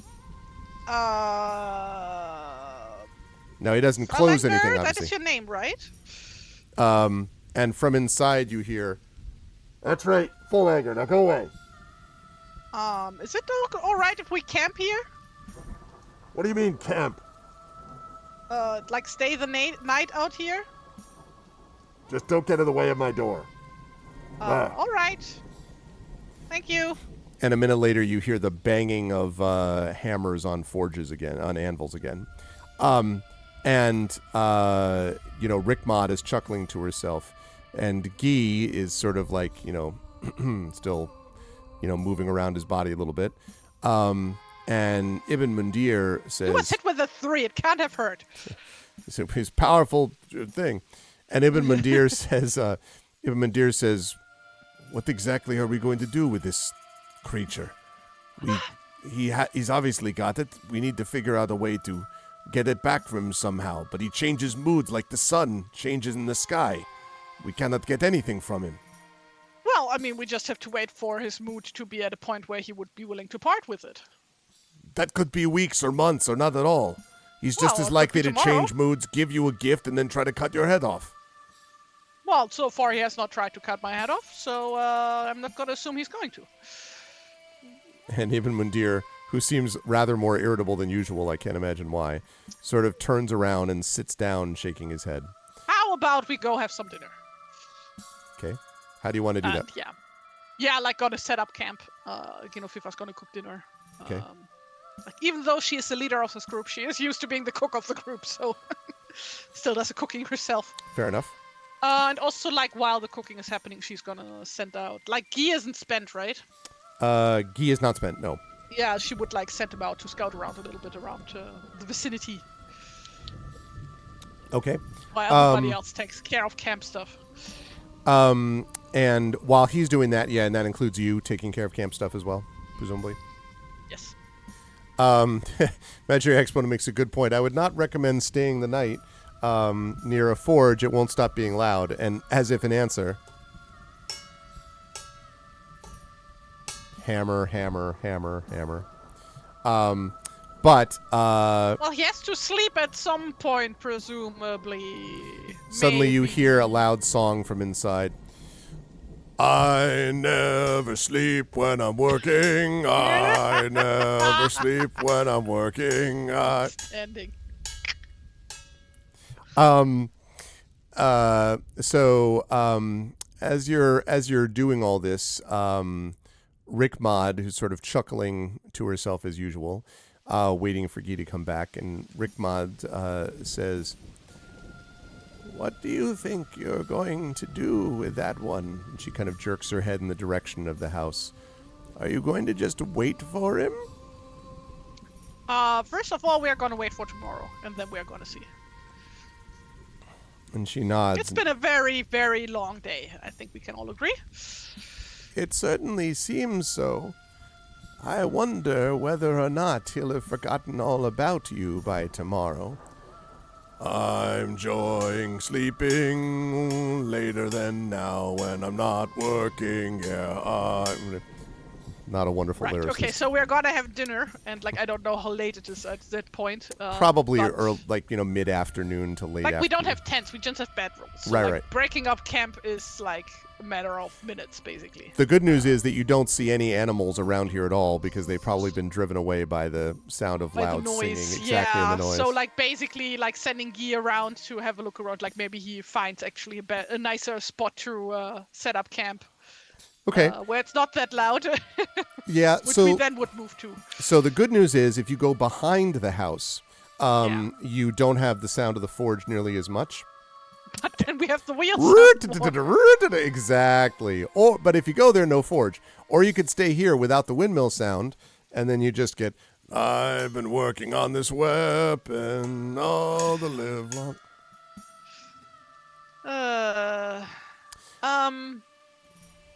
Yeah, we're just gonna try and find another spot behind like some kind of, I mean, this is a very mountainous, hillious area, so there should be like Yes. some kind of I don't know, overhang, whatever, something that could like at least protect us somewhat of the loud noise. And you do find something which muffles it a little bit as you are trying to get some rest. And actually, what I'm going to have you do here, Genevieve, is I would like you to make for me, please, a Constitution check. And the reason here, actually, let me think about that. Saving throw. Oh, I'm not bad at that one. Saving Okay, throw. it's And fine. the reason for this, before you do it, the reason for the saving throw is that it is very hard to get to sleep, and to avoid getting a level of exhaustion, you need to try to get a little bit of rest, which is hard to do when you have a loud, vaguely insane dwarf hammering wildly on a forge and singing songs about how he never goes to sleep. So you're doing the best you can. So you need to make this check. Unnatural 19. 19. 19. That's 19, perfect. Sorry. Yes, you're able to make Like that my with one these. good stat Constitution. Yep. So you do actually okay get some stat. rest. You do have some uncomfortable dreams that about people sort of hammering away on the side of your ship. And every one of the people in your ship is a version of Full Anger the Dwarf, all sort of laughing, and then every so often they all throw like gifts at you, like pieces of, different things and whatever, and then they go back to, some of them arm wrestle, and then they go back to rowing. It's a very strange dream. But you do get some rest. That's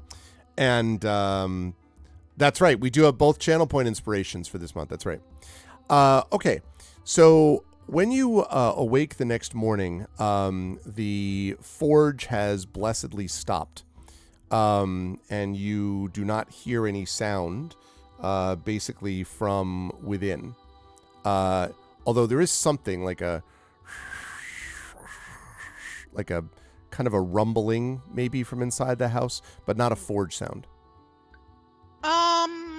Yeah, before we actually go back to the forge or mill, whatever, would go hunting and foraging, if we may. Okay, sure. Because thinking maybe we can persuade this guy with some nice fresh breakfast. Okay, seems reasonable. How about you make let's make this survival check to see what you get. 11.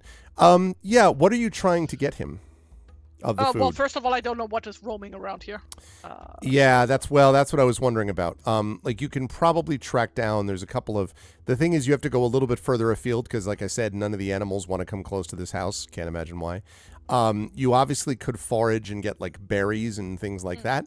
Or you could try to go a little bit further afield and get like, the equivalent of a rabbit or a fox or something like that. Fox? Doesn't seem yummy. Little lean, little stringy. Little lean. Yeah, no, like a rabbit and then make some stew for breakfast. That would be nice, probably. Okay. I would like a dexterity check, please. And like Actually, some, not check. Make a regular attack for me. Going to A attempt regular to attack? shoot. You're going to shoot it. I'm gonna shoot shoot it with my hunting bow, which is an unnatural 20. Yep, you absolutely just destroy the rabbit right It in front implodes. And then yeah, there's no right in rabbit front of attack. It the just right in front despawns. of its kids, and that's what. And Yes, they of all course. fall to the ground, covering their Yeah, cute like bunny try eyes. Forage some herbs. Okay, And stuff like that. you're able to do that, I would say. Mm-hmm. Yeah, and then like going back and like putting together breakfast and like maybe luring him out with the yummy smell of yummy rabbit stew. Okay. All right. So you just come to the door and like say anything, or do you like, just? No, I basically where we had dinner, like same spot, gonna set up like a fire with like the camping pot, whatever. Okay. Just cook. Okay. You do that.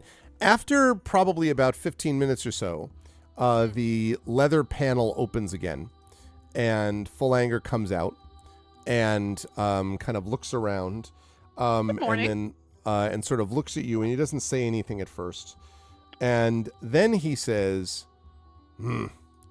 As I always say, pause, hold please. Don't go into my house uninvited, or I'll grind your bones to make porridge.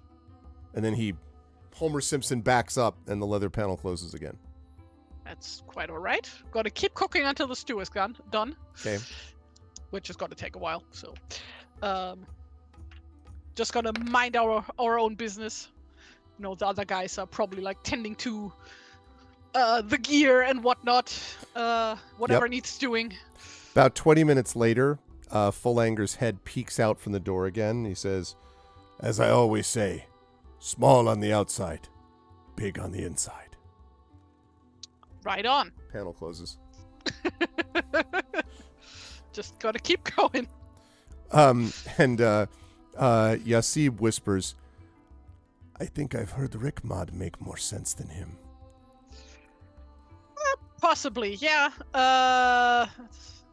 So, I think breakfast is almost ready at this point. Who would like a bowl? She says loudly. Again,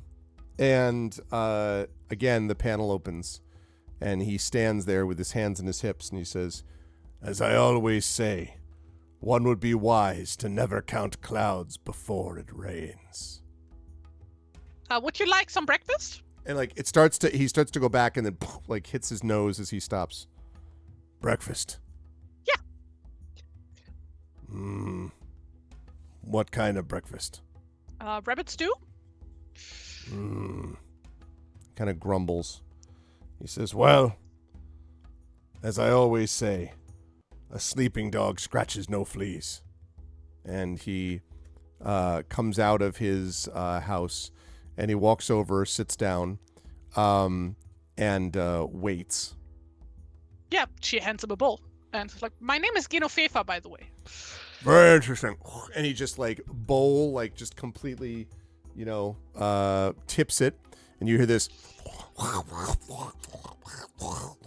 just awful slurping sounds. And when he lowers it again, his beard has got rabbit stew running down it. He says, what did you say we're here for again?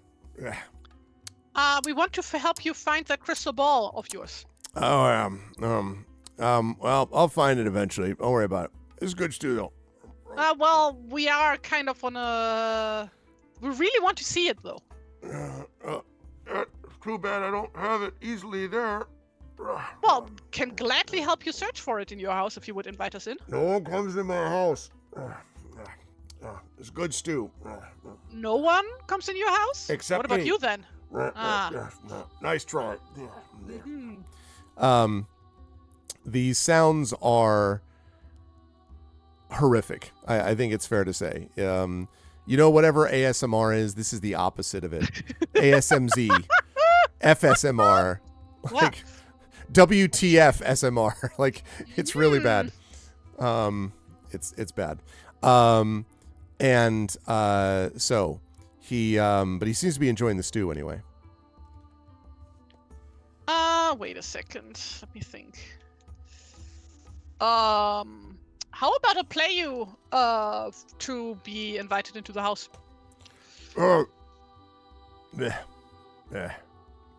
Dribble of stew down his beard. Yeah. Play me. Like another round of Fnefetafe? And he kind of looks at you and he says, and he at first, you see him and you're sort of looking at him. And then he kind of glances at you and then he says, that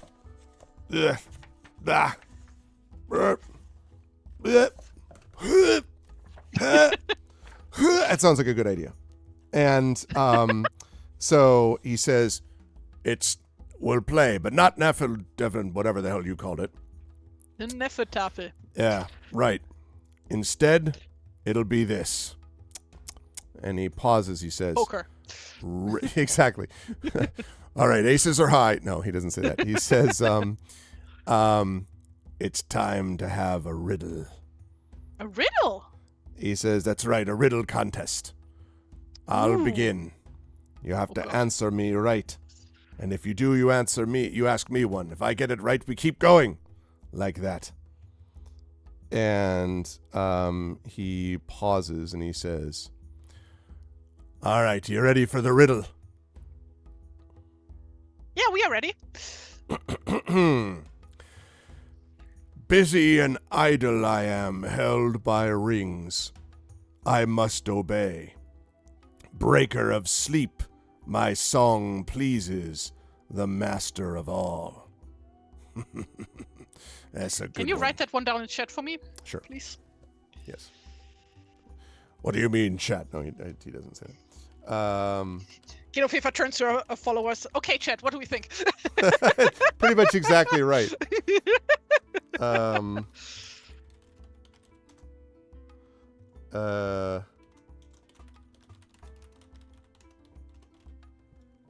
Hold on a second.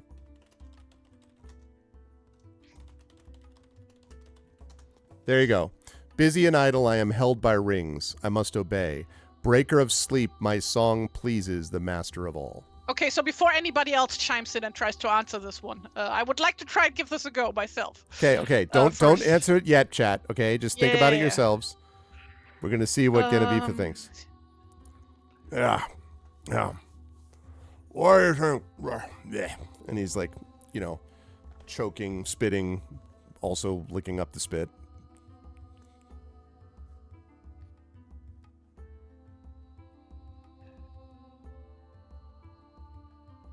So rings mean money in this context, probably. Like currency, riches, whatever.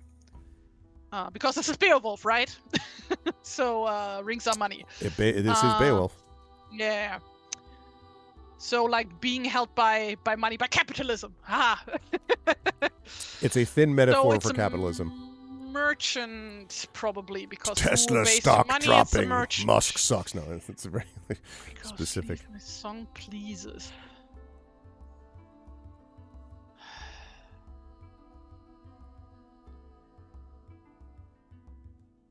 Yeah, it is money. Yeah, the answer is money. Is that what you say? Well, or riches specifically.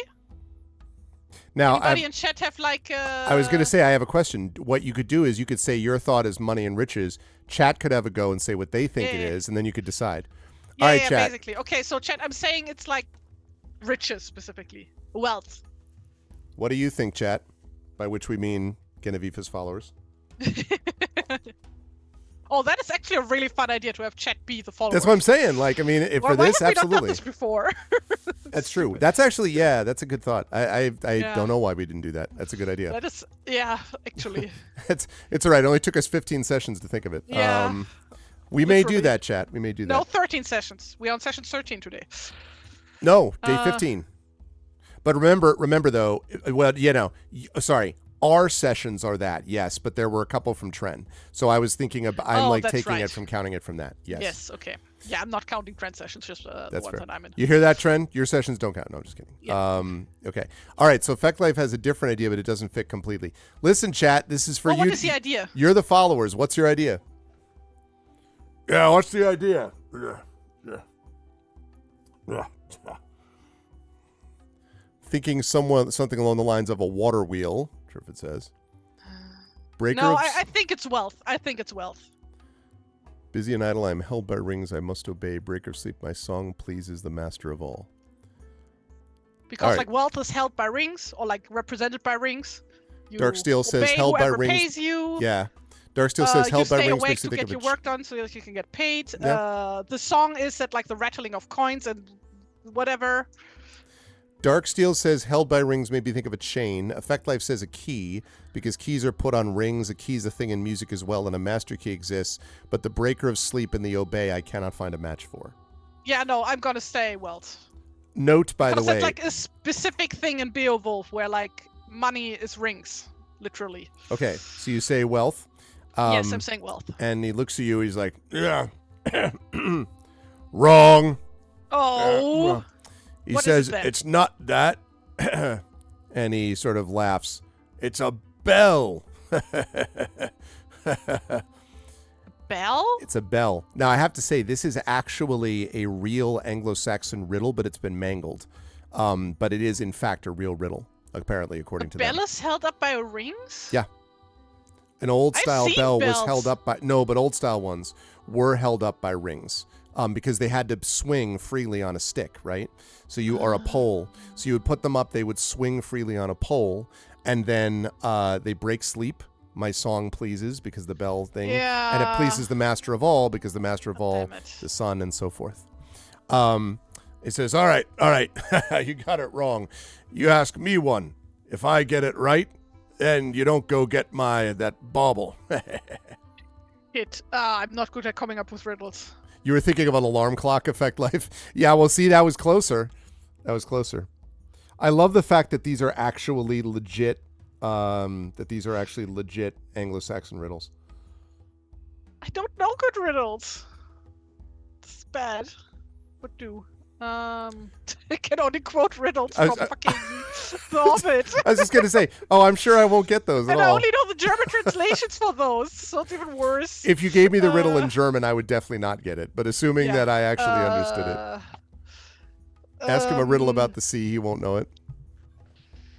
Wow, I'm in a sea captain's home, Triffid. What do you listen? All right, I'll just summon my muse right here. I'll summon the captain's ghost. Can I look up riddles online? Is that allowed? You could do that, sure. Okay, cool. Just as long as you're not giving me one that's like, intensely dumb. You could actually I'm even gonna look try up and like find something. That's fitting.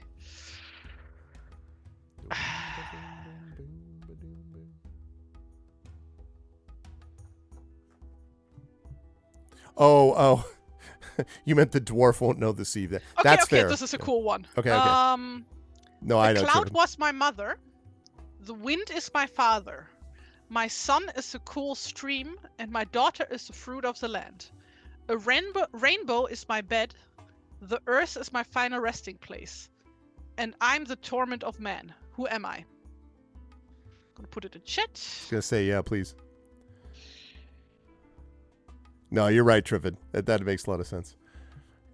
Ooh, wow. Darksteel on the Johnny in the spot right there. Okay, cloud is my mother. The wind is my father. Hey, don't help him! Yeah. You can't help. Oh, god damn it! Triffid. You're on my team! You're the followers! Thanks, chat. God damn it! No, it's all right. It's okay. But I'm going to give Triffid a pass on that because I was playing Cryptmaster where we were doing a lot of these riddles and I was asking for that help. It's fine. No, try. Give me another one. Okay, I've got to find another. Give me another riddle. Because yes, the answer is rain. Yeah. That one does. That is a cool one, actually. Yeah, it is. No, it's all good. This one. The more you take, the more you leave behind. What am I? Oh, wait. I think I've heard this before. Okay, don't say it, chat. The more you take, the more you leave behind. Oh, my God. I've heard this one before. He says, I've heard this one before. The more you take... Is it the more I take, the more you leave behind? The more you take, the more you leave behind. The more you take, the more you leave behind.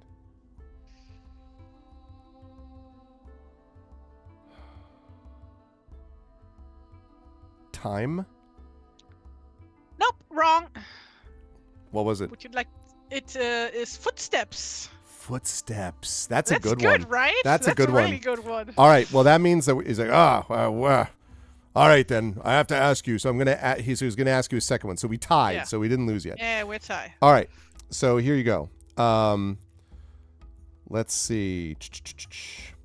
Oh, this is a good one. All right. Hammered blades hack me. Iron wounded war I see often. Hard-edged, hate-sharp, the work of smiths. No cure was ever found for me in the herbs of the field. Sword wounds split my skin. So I will put that in chat. And chat, before you try and guess this one, I'm gonna try. But you guys think about it. Okay, hammered blades hack me, iron wounded, war I see often. Hard-edged, hate sharp, The work of smiths, no cure was ever found for me in the herbs of the field. Sword wounds split my skin. Follower named Google. Very funny. So like my first thought is like stone. But that's, I think, a bit too obvious. And also like that doesn't work with the work of smiths because smiths don't work stone.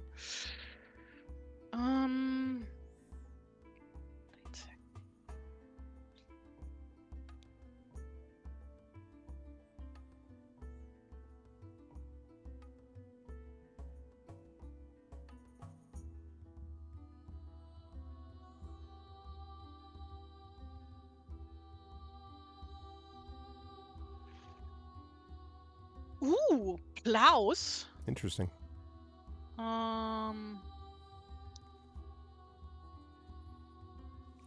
In fact, the opposite, right? Swords to plowshares, you know. Yeah. War I see often. Fields? No.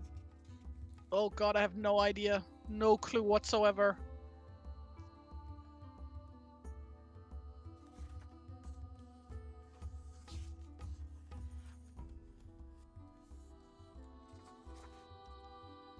God damn it. Okay, yeah, chat. Any ideas? All right, chat. 'Cause I got nothing. Time to jump in. What do you got? What do you got, chat? Yeah, but plows don't see war often. Armor? How would armor need a cure?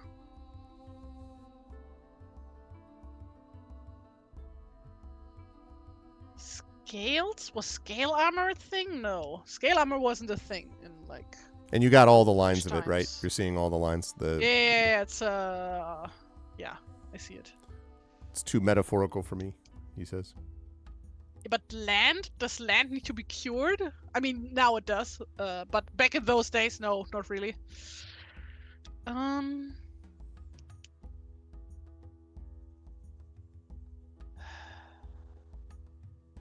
Plague?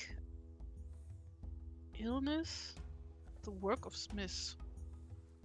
And you can keep thinking about it, chat, and guessing now. Well, plague also can't be it because a plague hasn't happened. We are way too early for the plague to happen. Plague is like way fucking later. Also, the plague wasn't the work of smiths. Yeah, correct. God,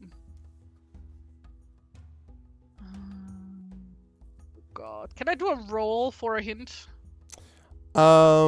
If this was, I tell you what. I'll tell you what. If this was Lord of the Rings RPG, I could literally roll for this because it's a riddle skill. That's right. I'll tell you what. I will allow you. I love making these like devil's bargains. Really, this is like stolen from Blades in the Dark. But I will allow you to have Rickmod give you a hint, but you'll have to spend her. Yeah.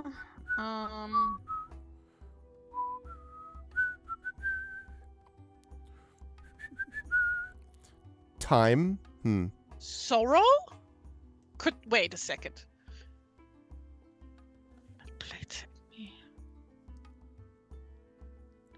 War. Yeah, sorrow sees war often. Hard-edged, hate sharp. Not sure how hate would play into sorrow specifically. The work of smiths. Like, yeah, because weapons kill people and when people die, that makes people sad, so that's sorrow. There is no cure for sorrow. Well, at least like none that you could like heal with like regular things.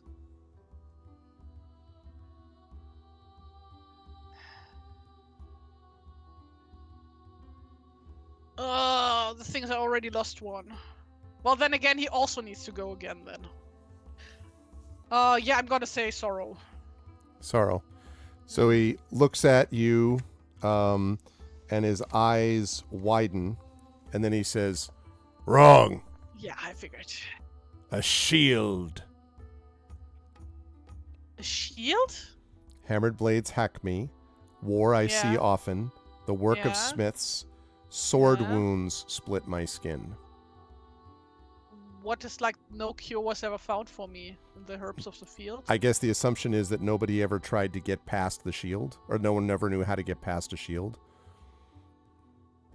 I don't know. You got to take it up with the historical Anglo-Saxons. In the herbs of the field is a little weird, admittedly. But yeah. But the work of smiths and the hammered blades and the sword wound split my skin is pretty good. Yeah, okay. And also they okay. do see war often. Fine, okay, so I have to ask another one, Fine. right? So you got one for me. Hey, listen, I'm having a blast. Sign me up for riddle contests all the time. Yeah, no, I'm really bad at this actually. Sorry. No, too modern.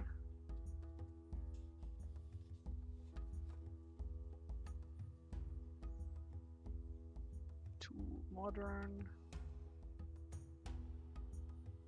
Way too modern.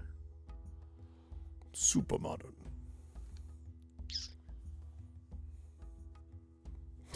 You just, who's the CEO of Amazon? Like you just like that's I think. Jeff Bezos, super easy. What is that in my pocket? No. Precious.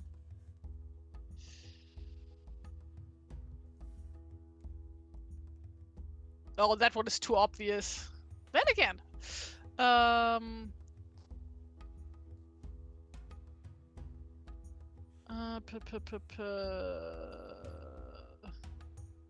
Who are the greatest viewers on Twitch? The Argonauts.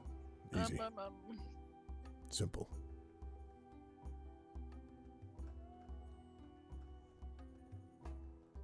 That's not a riddle, that's a math question.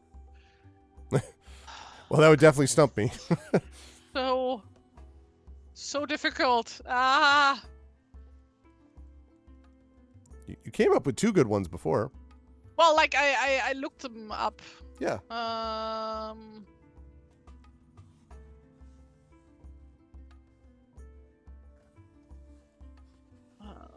These are like all too obvious.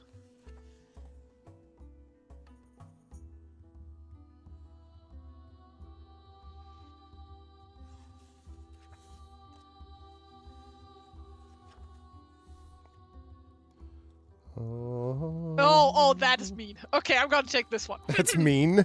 Okay. All right. You see a boat filled with people, yet there isn't a single person on board. How is that possible? It's a banana boat. No. You see a boat filled with people, yet there's not a single person aboard. This time you don't tell him the answer. You see a boat. He doesn't get any help. You see a boat filled with people. Yet there isn't a single person on board. How is that possible?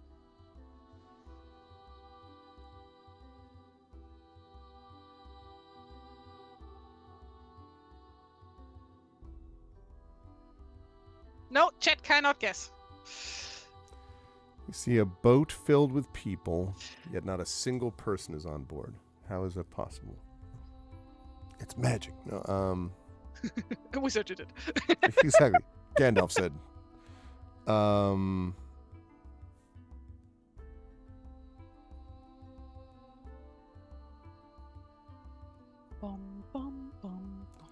see a boat filled with people, yet not a single person is on board. Because there is a pet's name named People. Nope, wrong. That's a good answer, though. It's because all the people on the boat are married. Not a single person. Very nice. Hey! That was ridiculous, but good. That's a good one. Okay, all right.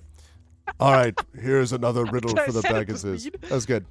That's impressive. That's good. It's misdirection because you're looking in the wrong way for it. Yeah. That's a good one. Not a ghost ship. No, I thought about that, but that would, Okay. All right, here we go. Yeah. Thinking caps on. Yes. Again, let Genevieve try to figure this out first. Yeah. Through my mouth, many voices. Various my chants and varied my notes. Often crying openly. Old scope of the evening. Bringing joy to all humanity. I think you could get this one. Through Yeah. My mouth, many voices, various my chants, and varied my notes, often crying openly, old scup of the evening, bringing joy to all humanity.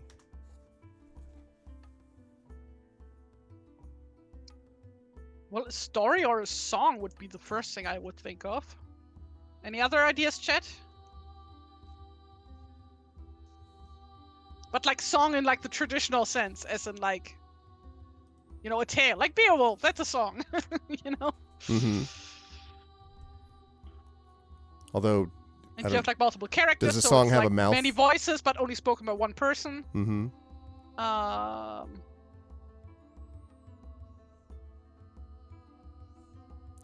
The one hint that I'll say Heel. is that one line is like sounds like birds singing. Imaginary exponent says. Scope of the evening. Oh, a nightingale? Could that be? No, a nightingale has only one voice. Do they have nightingales in Britain?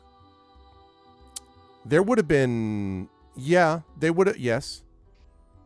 I do need to point out, just for a point of, clarification, that nightingales do actually imitate different voices. They can do more okay, than yeah, one. I don't think I've ever heard a nightingale in my life, so I'm not good with bird noises.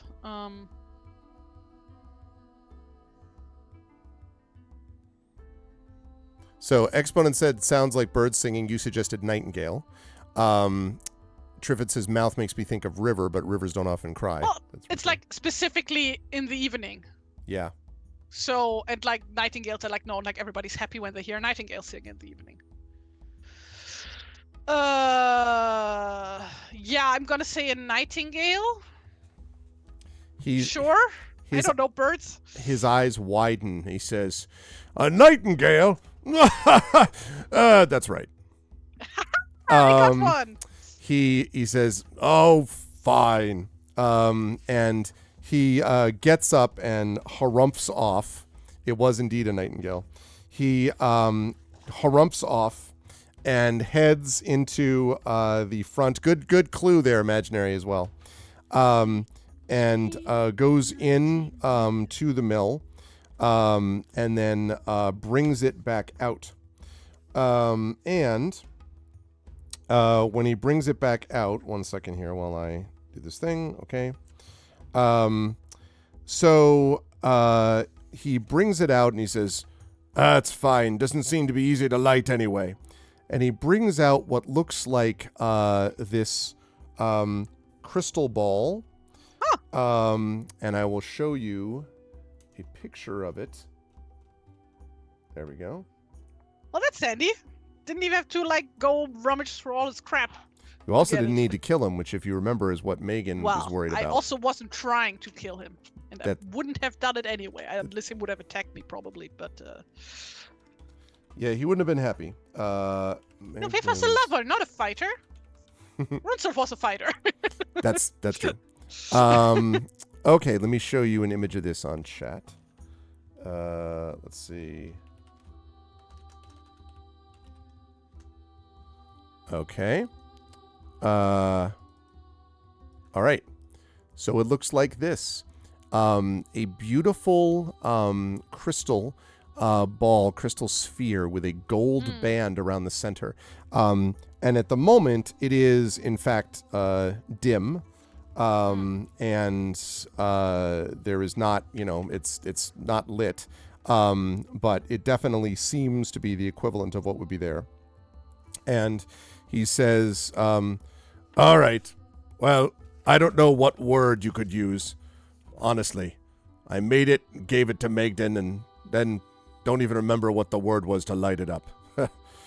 I suppose you won a riddle contest. Maybe you're a genius. Anyway, I've got work to do. Goodbye. And thank you. He turns around and the next thing you hear is, I had a crystal ball, and now I've got none. I'm sitting right here, smoking on a pipe. Oh, yeah. and then like smoke and steam. Ibn Mundir looks at you and says, "Now can we go back to the witches and give them this thing?" Yeah, that would be my idea. So yeah, let's go pack up. And he sighs and squishes off to pack up. And as you prepare to break camp with the first rays of sunlight a little bit, just sort of peeking through, you hear suddenly inside Full Anger saying, "Well, where'd I put that crystal ball? They must have stolen it. I had my stuff so stolen." Oh. And that's where we're going to bring our session to a Yes, close. a bit of memory issues, doesn't he? Yes. All right, one quest down, chat. Although it still has to be turned in. But that was a lot of fun. I was loving the riddle contest. It was good times, and also fun to play a completely schizophrenic dwarf. That was also an interesting experience. And that's why, by the way, I was showing. That counts as schizophrenia. Not schizophrenic. Well, but it's not. Bipolar. It's not. But the thing is, though, it's not just happy or sad. It's just he's constantly changing moods in all different ways, right? Schizophrenia is literally a broken personality. So he's just like, I'm happy, I'm sad, I'm curious, I want to give you gifts, I want to challenge you to a game. Then I'm jumping up and down and laughing. I mean, he's all over the place. I'm not an expert, so. But yeah, and also very old. But you did it. You made your way through it, and you found your way after. Actually, the biggest challenge saved the kingdom. The biggest challenge was getting past the river, and not falling into it all the time. That was with those easy. Rolls. What are you talking about? It is possible, Triffid, that something or someone has shattered his mind. Who knows? It's possible, but but he's pretty old, so he's just living his best life. But this was a good time, Tari, and I'm looking forward to seeing what happens when you get back to the witches and what happens next. How'd you feel about today, and where, besides with us next week, because I think we're doing game book illustration next week. Besides that, where can folks find you, and what'd you think of today? Well, today was a lot of fun. Incredibly silly. Also, Jesus Christ, those dice. Not good. Not good for me, no. Thanks a lot to the help from chat, especially Imaginary Exponent, who effectively won us this thing. Because I would not have thought of birds. That was a good call. Yeah, that was a bird call. I see what you did there. Hey. You didn't even have to wing it. It was good. Mm-hmm. So, people can find me online on Tumblr and on Blue Sky and on Kara at TariToons, where I occasionally post my arts and stuff. And besides that, people can find me here presumably next week, as you just said. If not next week, then another Tuesday.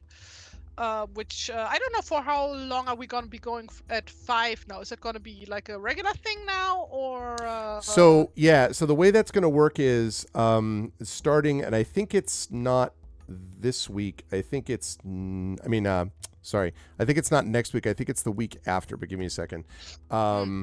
Is when there's this and then this. Okay. Not next week, but the week after. You will not need to worry about this actually, Tari, because next week we're doing the game book illustration. The week after that is going to be the Patreon Field Game of the Month, but that's going to be early, 10:30 a.m. Eastern. However, chat, one Tuesday a month, what Tari's talking about is Buy the Dice Roll over on GOG.com is going to start earlier, and I'm going to be doing Pen and Pixels from 2 to 5. That's basically to be more Europe friendly, because what has been happening is those poor folks end up finishing like 7 my time, which is like some ungodly hour, time of the night for them. So instead of doing that, Tari has been nice enough to agree to, if we have one of our Tuesdays, that she will start earlier with me at like 10:30. But as it happens, 2 weeks from now is not a Tari day anyway. That's going to be the Patreon your Field. time?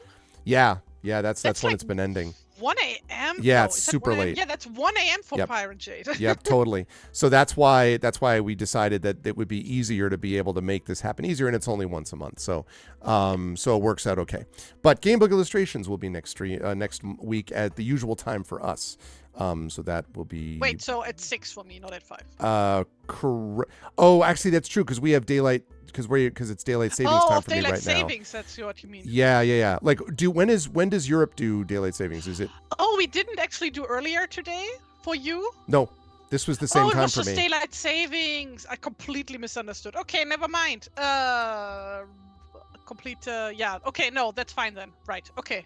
No further questions. Yes. At the regular time next week. But when do you do daylight savings though? When I does don't know. I would need to look it up. Okay. Probably in 3 weeks or something. Okay. Like a more rational time as opposed to whatever the hell America does as usual. There is no rational time for daylight savings because all of the times are. Yeah, it's so true. Time zones are hard enough without also doing this nonsense. Yes, It's correct. ridiculous. Ukraine shifts in 3 weeks. It's I probably think all of similar. Europe shifts like at the same time. Like, would be weird if like one country would do a different time. Yeah. Anyway, I'll be there for that. So yeah, please come check that out. Were we done with the book? The last one? We were actually. What we had to talk about Okay. was whether we were going to do the next one, which by the way is I believe called Stealer of Souls, or if you wanted to do a Lone Wolf one, or if you wanted to do another one. But I'm also happy because I have 2 more of these fighting fantasy game books as well. This next I one don't is wanna written do a by somebody space one different. again. So yeah, no, this is I'm not a done space with one. spaceships for a while. In fact, wait there 1 second. Let me show you what it actually is. I'm waiting. Playing the waiting game. And we're waiting. And we're waiting.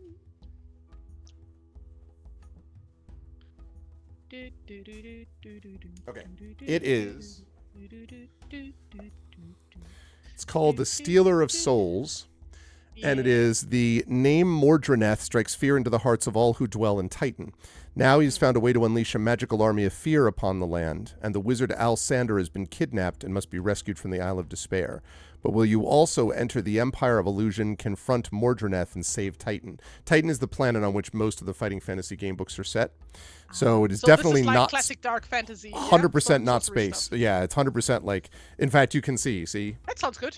You know? Oh, Skulls, outstanding. Yeah, Yeah. we're doing that one. And it's and it's Keith Martin. Also, it's back to like standard skill, stamina, luck, like all that type of stuff. And it's not super long. So it's definitely not like that other one. It even has a cool map. Hold on a second. That's the You like Isle maps? of Despair. Very nice. So- also a bit pirate themed. Yeah, there's a thing called Skull Bay. I don't know how piratey it is, but it's Ooh, definitely not That space. sounds very piratey. So But yeah, we will do that next week then. okay. So please tune in for that. And I will go make dinner now because I haven't eaten yet.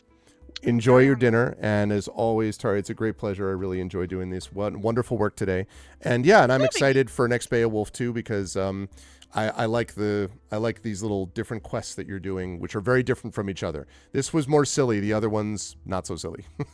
So Yes. it'll be fun. But Yes. thank you so much. Also, please give my thanks to your boyfriend for letting me know the time switch, and for that, that was super cool too. Yeah, that was neat. I love it when I can wait a second. I have something. I have for this. You're like, oh, you mean this piece? This game piece. Oh, you mean this gate key. Anyway, but thank you, Tari. Like the Chat. time with some mint. Yeah, oh, yeah. That See? was fun. That was a good time. Okay. Chat, can we get some Thank you love for for having Tari and sleep well, but most of all, eat well. Yes, thank you. And I'll talk to you soon. Bye Goodbye. for now. Alrighty. Okay. So that is going to do it for us here, but not totally, because first of all, we have the Arvocalist coming tonight. We have Neverwinter Nights Doom of Icewind Dale coming up on Pen and Pixels at 4 p.m. Eastern in a half hour. But also, we have to figure out the Patreon-fueled chat-chosen game of the month, and we need to do nominations for that. So, no one go anywhere. Yeah, go ahead and install this update. All right, let me pull this up here. There's this. Let's go up to Arvbot. Who uses ArvBot these days, right? Who's with me? All right. ArvBot Plus. Someone in this chat, somebody is responsible for having done this. Okay, I'm just saying. All right, let's do the polls. You missed a riddle game. Yeah, exactly. You did miss a riddle game, Dragon. I think you might have liked the riddle game. Little bit hobbity in that regard. Inconceivable. Okay, let me move that over there a little bit. There a little bit. Okay. Right. So, there is this, and let me put on the polls. That's the one. Okay. All right. What game should Arv play? So, we're going to do nominations for this one, chat. Play this month. All right. And now, nominations, please. What would you like me to play? Oh, what's up, Echo? Little Big Adventure 2. Yep. Okay. Little Big Adventure 2. That is one nomination. There was one, but you forgot the name. Last one I did was Expeditions Roma. It shook. Far Lone Sails. What is that one? Lone Sails. I think you actually mentioned this to me before, Imaginary, and I don't remember. Nobody Wants to Die. What is that one, Dragon? Little Big Adventure 2 is fine. Far Lone Sails. I'm looking forward to hearing what it is. And what is Nobody Wants to Die?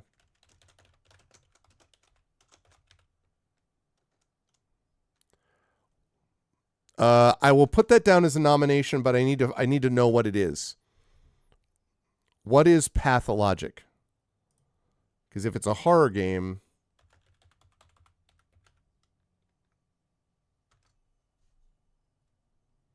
oh no horror, please, Darksteel.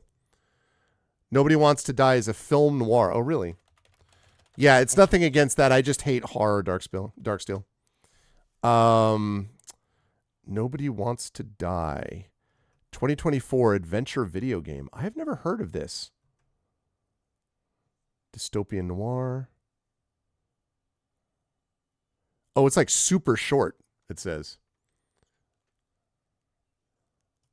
Okay, I'll take Nobody Wants to Die. Sorry on the Pathologic. Yeah. Gorogoa. The puzzle genre, blah, blah, blah, blah, blah. Best mobile game. So is it playable? I can put that down on the list, Effect Life, but can I play it? Is it an Android thing? Because then I would use like my BlueStacks for that. Or can I get it like for Switch or Steam or something like that? It's on Steam? Oh, okay. And it's quite short. Okay. These are all good options. I like all these. What is the Far Lone Did you do the Imaginary? What's Far Lone Sales? Incidentally, Imaginary, I'm sure you may already know this, but did you see that Ukraine has agreed to a 30-day ceasefire?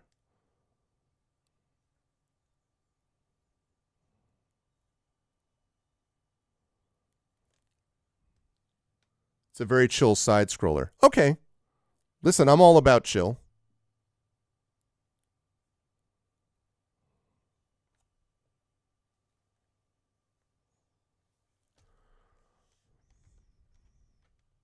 Yeah. No. Oh, I mean, listen. I'm with you. You know how I feel about this, Imaginary. I'm with you 100%. I was just curious if you had heard about it.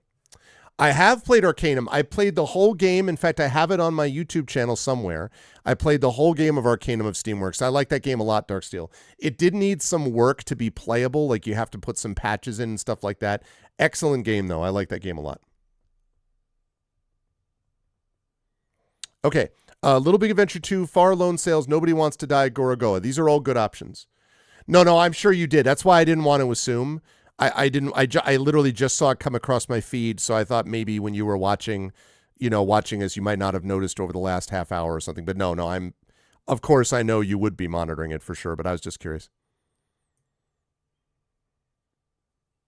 Yeah, I mean, well, without getting too into it, I wonder why Trump would do that, Dragon, right? But I know you agree with me on that score. Oh, so embarrassing. Oh, thank you, Triffid. That's a good call. Yeah. Okay. Little bit of two, Far Lone, so don't go. Okay, great. All right. Any other nominations? Otherwise, I'm going to open this up, and the top 3 vote getters will go through to the final vote. The final vote. Yeah, exactly. All right. So going once for nominations, going twice for nominations. These are all good choices. Yeah. No, I know. It was me that brought it up originally. Okay, here we go. All right, let's do it. Let's get these votes in. So, top 3 vote getters, chat, will go through to the final vote.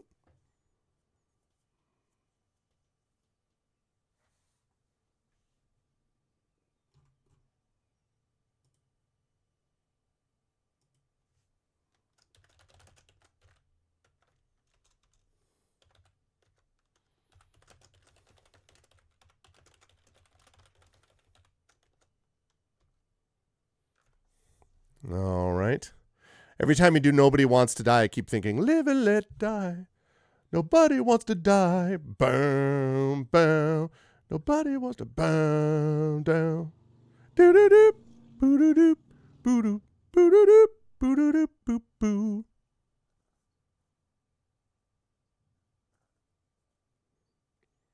All right, so we have 2 votes for Nobody Wants to Die. We're going to need to take one of those single votes.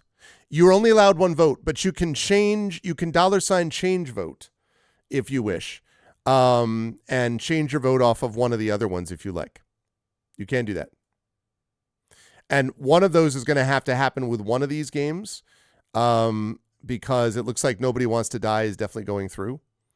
So, but we will need to change vote or have 2 more votes for 2 of the others. For Little Big Adventure and Far Lone Sails, or for Far Lone Sails and Gorogoa, or for Gorogoa and Little Big Adventure 2, some combination. Happy to play any of these, though. These all work.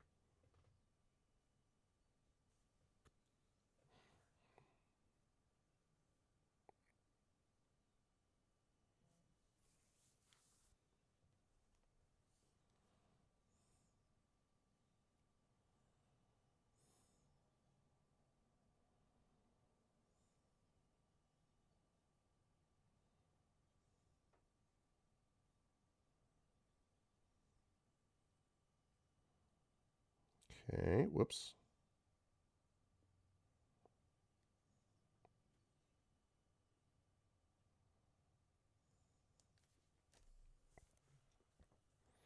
All right, we have 2 votes. We have Far Lone Sails and Nobody Wants to Die. All right, thank you, Dark Steel. So it's up to chat. If Gorogoa or Little Big Adventure 2 wants to change their vote to the other one, then we're set. Or if somebody else in chat votes for either, who hasn't voted yet, votes for either Little Big Adventure 2 or Gorogoa, that will be the 3rd one. So I'm going to last call this. And the next vote that we get for one of those 2 will be the final. And I suppose if these top 2, if Lone Sails and Nobody Wants to Die become the top 2, then I may just have those 2 go through. I usually do 3, but I can have 2. So I have had 2 in the past. I've had 2. See what I did there? Had 2.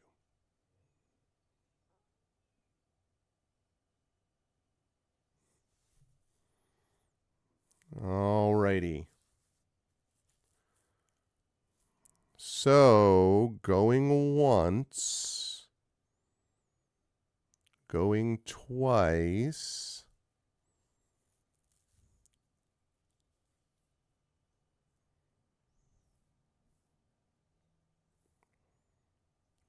Does that mean you're sitting out the vote, Trifid? Is that what you mean?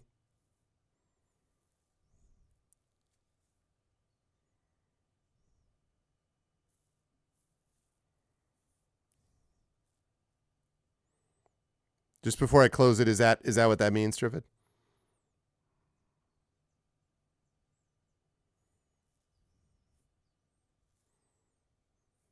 You made Echo happy. All right. There we go. We will close that down. Thank you, Trifid. So there we go. Little Big Adventure 2, Far Lone Sails, and Nobody Wants to Die. They are in the final vote category. And this will be open. The mods are going to do their usual amazing work along with Echo for the straw poll. Thank you, Echo. And then they're going to mix that with next game. And that vote's going to be open until next Tuesday. After Tari and I do our Gamebook illustration stream, we'll have the final vote. And then I will play it the Tuesday after that. So that is going to be good stuff. What happened? What happened? Ignore that. Oh, is it the wrong link? It was the Zelda link. Yeah, absolutely. It added the 4th. Oh, okay. So do you want to redo it when I'd already moved it? That's okay. We'll wait for you to come up with a new link. And yeah, I mean, Effect Life has had suggestions of his go through in the past. So I'm sure it will happen again. Because that's the first time Gora Go has actually shown up on the list. Little Big Adventure 2 has been on here a few times. These others are all new, though.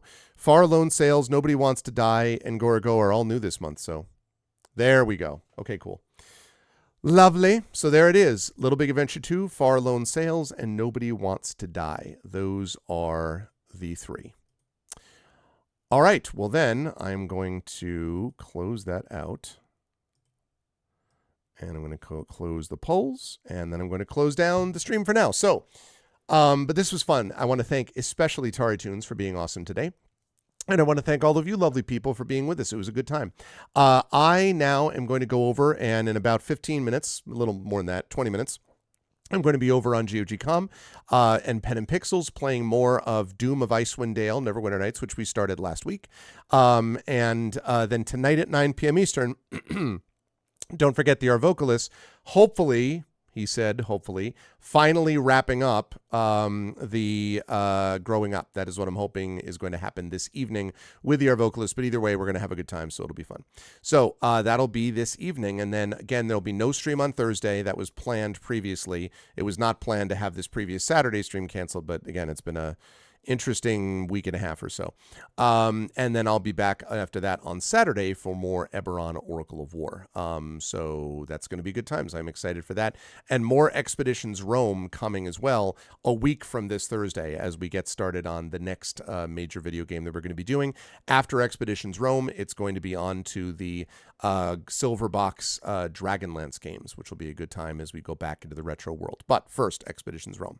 That said, if you like what you saw and heard today, please follow the channel. Please check out our YouTube at !ArvTube. Thanks for those of you who are watching me on YouTube today.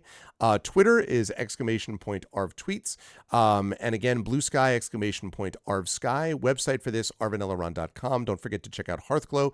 And also, I forgot to mention before, don't forget to check out Gen GMs, the DMGM tip show that I do with one Mr. Zach Clay.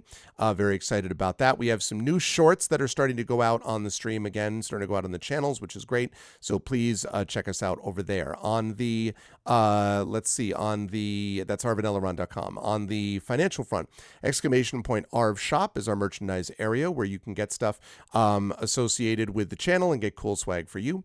Patreon, !Arvtreon, cool stuff for you, cool stuff for the channel. Let's get that back into triple digits. We're really, really close. I would love to see that get there. And there's a lot of cool stuff you can get for yourself and for the channel over there, as well as move us towards various channel goals. Subbing to the channel, as a couple people did today, that's also super helpful, so please do that. And you get those custom sub badges and emotes to help with the emotes that you can use across Twitch and inspirations to help our players as well. On the publishing side, !Icarus, our graphic novel from Athos Arts, !Library, that's my Tales and Tomes, The Forbidden Library, my 5e adventure and sourcebook from Alligator Alley Entertainment, and !Greyshade, that is my Greyshade IP, Greyshade Renegade and Heretic, the Grey Assassin trilogy from Athos Arts. You can get those at that link. You can get, we never even get to see her legs. That's a whole different matter. Greyshade, Renegade, and Heretic, as I say, you can get those. You can get the audiobook of Greyshade from our very own Trent Sparks. folks at that link, and you can pre-order the tabletop role-playing game of Greyshade coming from our very own Brandon O'Brien and coming out from Alligator Alley, and that will be released Gen Con, which is August of this year. Very excited about that. It's going to be a good time. Otherwise, as always, exclamation point BLM, Black Lives Matter, important to affirm and assert the significance and importance of Black lives. Exclamation point Help Now, the World Health Organization page on suicide prevention. Important to reach out to others when you need help and reach out to others when they need help as well. And exclamation point Ukraine, UKRAINE, to help the people of Ukraine as they fight back against an illegal and illegitimate war with bravery and courage, and send the message that we will do so for others in the future, because we do care deeply about what happens to Ukraine. At least we, the people, do, and I hope that that is recognized by the Ukrainian people, who we really want to help to the extent that we can. Otherwise, I want to thank everyone for being here today. Thank you to my wonderful mods, Dragon Spear, Triffity Mats. Thank you, Best in the Business. Thank you to my wonderful Patreon supporters and subscribers, Dragon, Triffid, Effect Life, Imaginary Exponent. Thanks to my viewers. Thank you to Betrader. Thank you to Blind Enamel. Thank you to Blue Phoenix RPGs. Thank you to Darksteel, to Jagtris. Thank you to Kittenzerg. Thank you to Mr. Jonas, Nonstop, who of course is a sub. Thank you to Saturnius, to T-Bank, and to Zinnick. Thank you, everyone. And I will see you folks at the top of the hour over on GOG.com's Twitch channel for Pen and Pixels and more Neverwinter Nights 2, Doom of Icewind Dale. And then tonight back here, 9 p.m. Eastern, for the Our Vocalists playing some more Growing Up. That's going to do it for now. Special thanks today again to TariToons for her amazing work as Genevieve. And I'll see you folks in a little bit over on GOG.com's Twitch channel. Until then, everyone please be good to each other and have a good day.